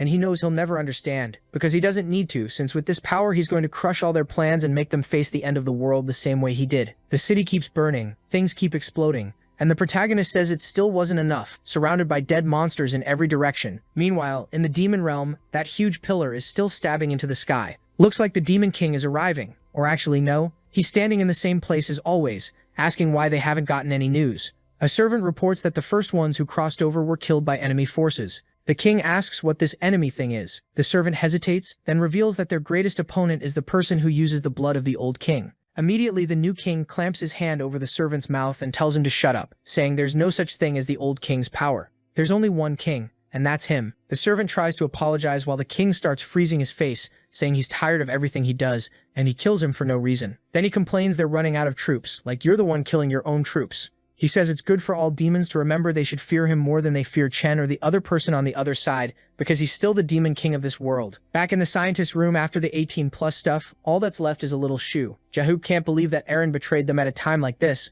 but the most important thing now is stopping more information from leaking. He asks the people there if there's any agent who can urgently return to base. The guy writing says it'll be hard. There's an emergency and chaos outside with tons of casualties. Jahook asks if they're losing, and the guy says thankfully no, because this agent Honaro is handling everything. Jahook is clearly interested in the protagonist, since he's exactly what he wants, a hybrid. At that moment, the protagonist throws himself toward a mass of tentacles coming at him. He jumps from branch to branch, but the creature lands a clean hit and traps his arm. The protagonist takes a deep breath, starts freezing the creature's branch-like limb up to his arm and snaps it in half. When Jahook sees that icy breath coming from the kid, he recognizes the power immediately. Meanwhile, the rest of the group is exhausted. Hansong says they haven't stopped fighting for hours. They really need to go back and rest. Honestly, respect. I called them lazy, but they fought all night. Even Sehi, trying to act upbeat, admits she's done too. She can't fight anything else. But then she notices someone approaching. She tells Hansong to look ahead because that guy came back, the same person they saw on the monitor. Chen is standing face to face with them. Sehi immediately calls it in, saying they've got Code 9 right in front of them. She gives the order and charges. I respect the courage, but I don't know what she thinks she's going to do. She just takes a brutal punch to the stomach and gets thrown away. She slams into the wall so hard it's like she exploded against it. Hansong realizes the gap between them.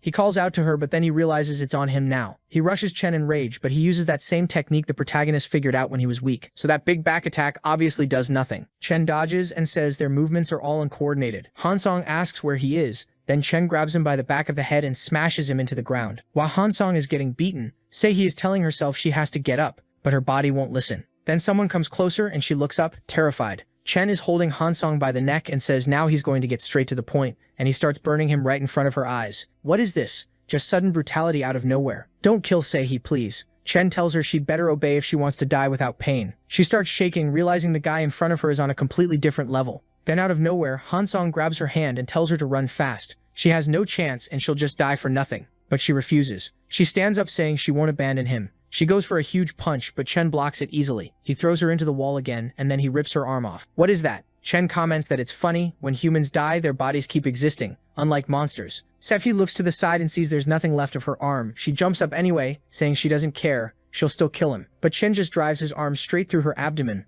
Where is Nero? You were out in the city fighting creatures. Are we getting to the fight now or what? Chen pulls his arm back and watches her body fall, saying that damn Nero had a lot of friends. Next chapter, the whole city is still burning.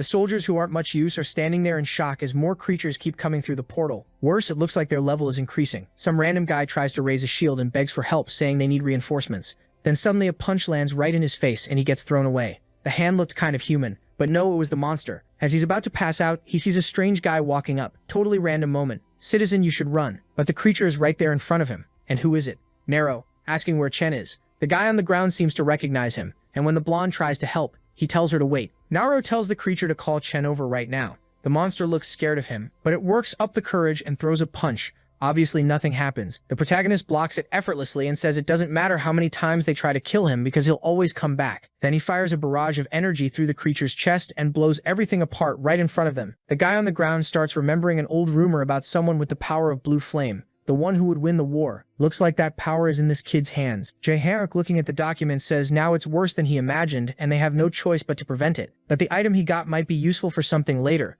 and he's looking at it along with the protagonist's documents. What are you trying to do to my boy? Yeah, this bastard stole the protagonist's DNA and is trying to run. He gets into a helicopter. The little criminal. Come on, let some monster eat that helicopter. Take him out mid-air. And there it is. The creature shows up. Jae-hyuk is trying to escape, yelling to take off now, but the monster triggers an explosion and rushes the helicopter. They scream and it gets ripped apart in the air too. Yeah, he deserved it. The city is full of flying monsters, and you decide to leave by helicopter. You could have just stayed at the base, but whatever. I get it. The story needs to wrap up, and this guy needs to die. Meanwhile, Chen is watching the whole city get swallowed up, saying that what he's seeing is the shape of the hatred he feels for humanity. His heart was burning with resentment, and he was ready to curse everyone's life, even knowing that in a war there are no winners. But then between some buildings, these gigantic pillars of ice start rising up. He smiles when he sees that the creature beats its wings and he heads that way. A monster with a crater in its chest slams into the ground, and standing in front of him is the protagonist. Someone calls out to him saying he must have spent a ton of energy to open that gate. It's Chen, obviously recognizing the power of that damn king.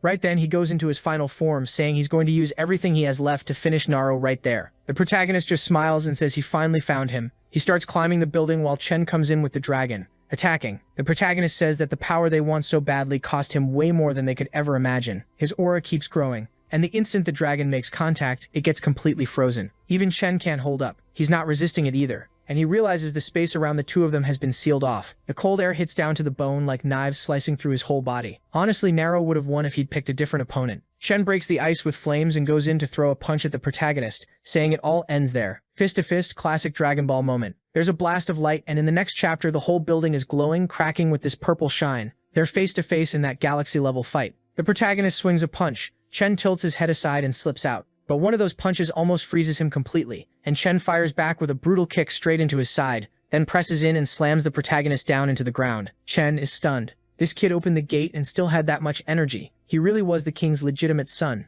It was just a shame it was too soon for him. And while Chen is thinking that, the protagonist is looking insanely cool out there. Another explosion rips through the city and Chen gets thrown back. In the same instant, the protagonist is right in front of him, but the enemy stretches out his hand and casts this fire magic that looks like it's striking his body from every direction. One of the attacks pierces his hand, but even then, the protagonist clenches his fist. He focuses, fires off another energy blast, and Chen gets launched away. The protagonist is thinking that the fact he can't solve a single problem proves he isn't worthy of the title of king. And then Chen stands up again facing him, and says the boy is being consumed by that power. Soon he won't be any different from a beast. He must have already noticed that to get more strength, he has to let go of controlling it. He'll have to follow the exact path his father followed and get lost in it. The protagonist steps in, telling him to shut up. While they're fighting, the two girls are watching from far away. The wife screams for her husband, while Aaron tells her to calm down, and the poor girl drops to the ground like an idiot. She's saying they have to help Naro. He's in the middle of the fight. She has to do something. Another explosion goes off right in front of them. Aaron lowers her head and activates a power around them, this purple energy. Luna realizes she's being healed, and Aaron says that today she's going to lend her strength so Luna can end this fight.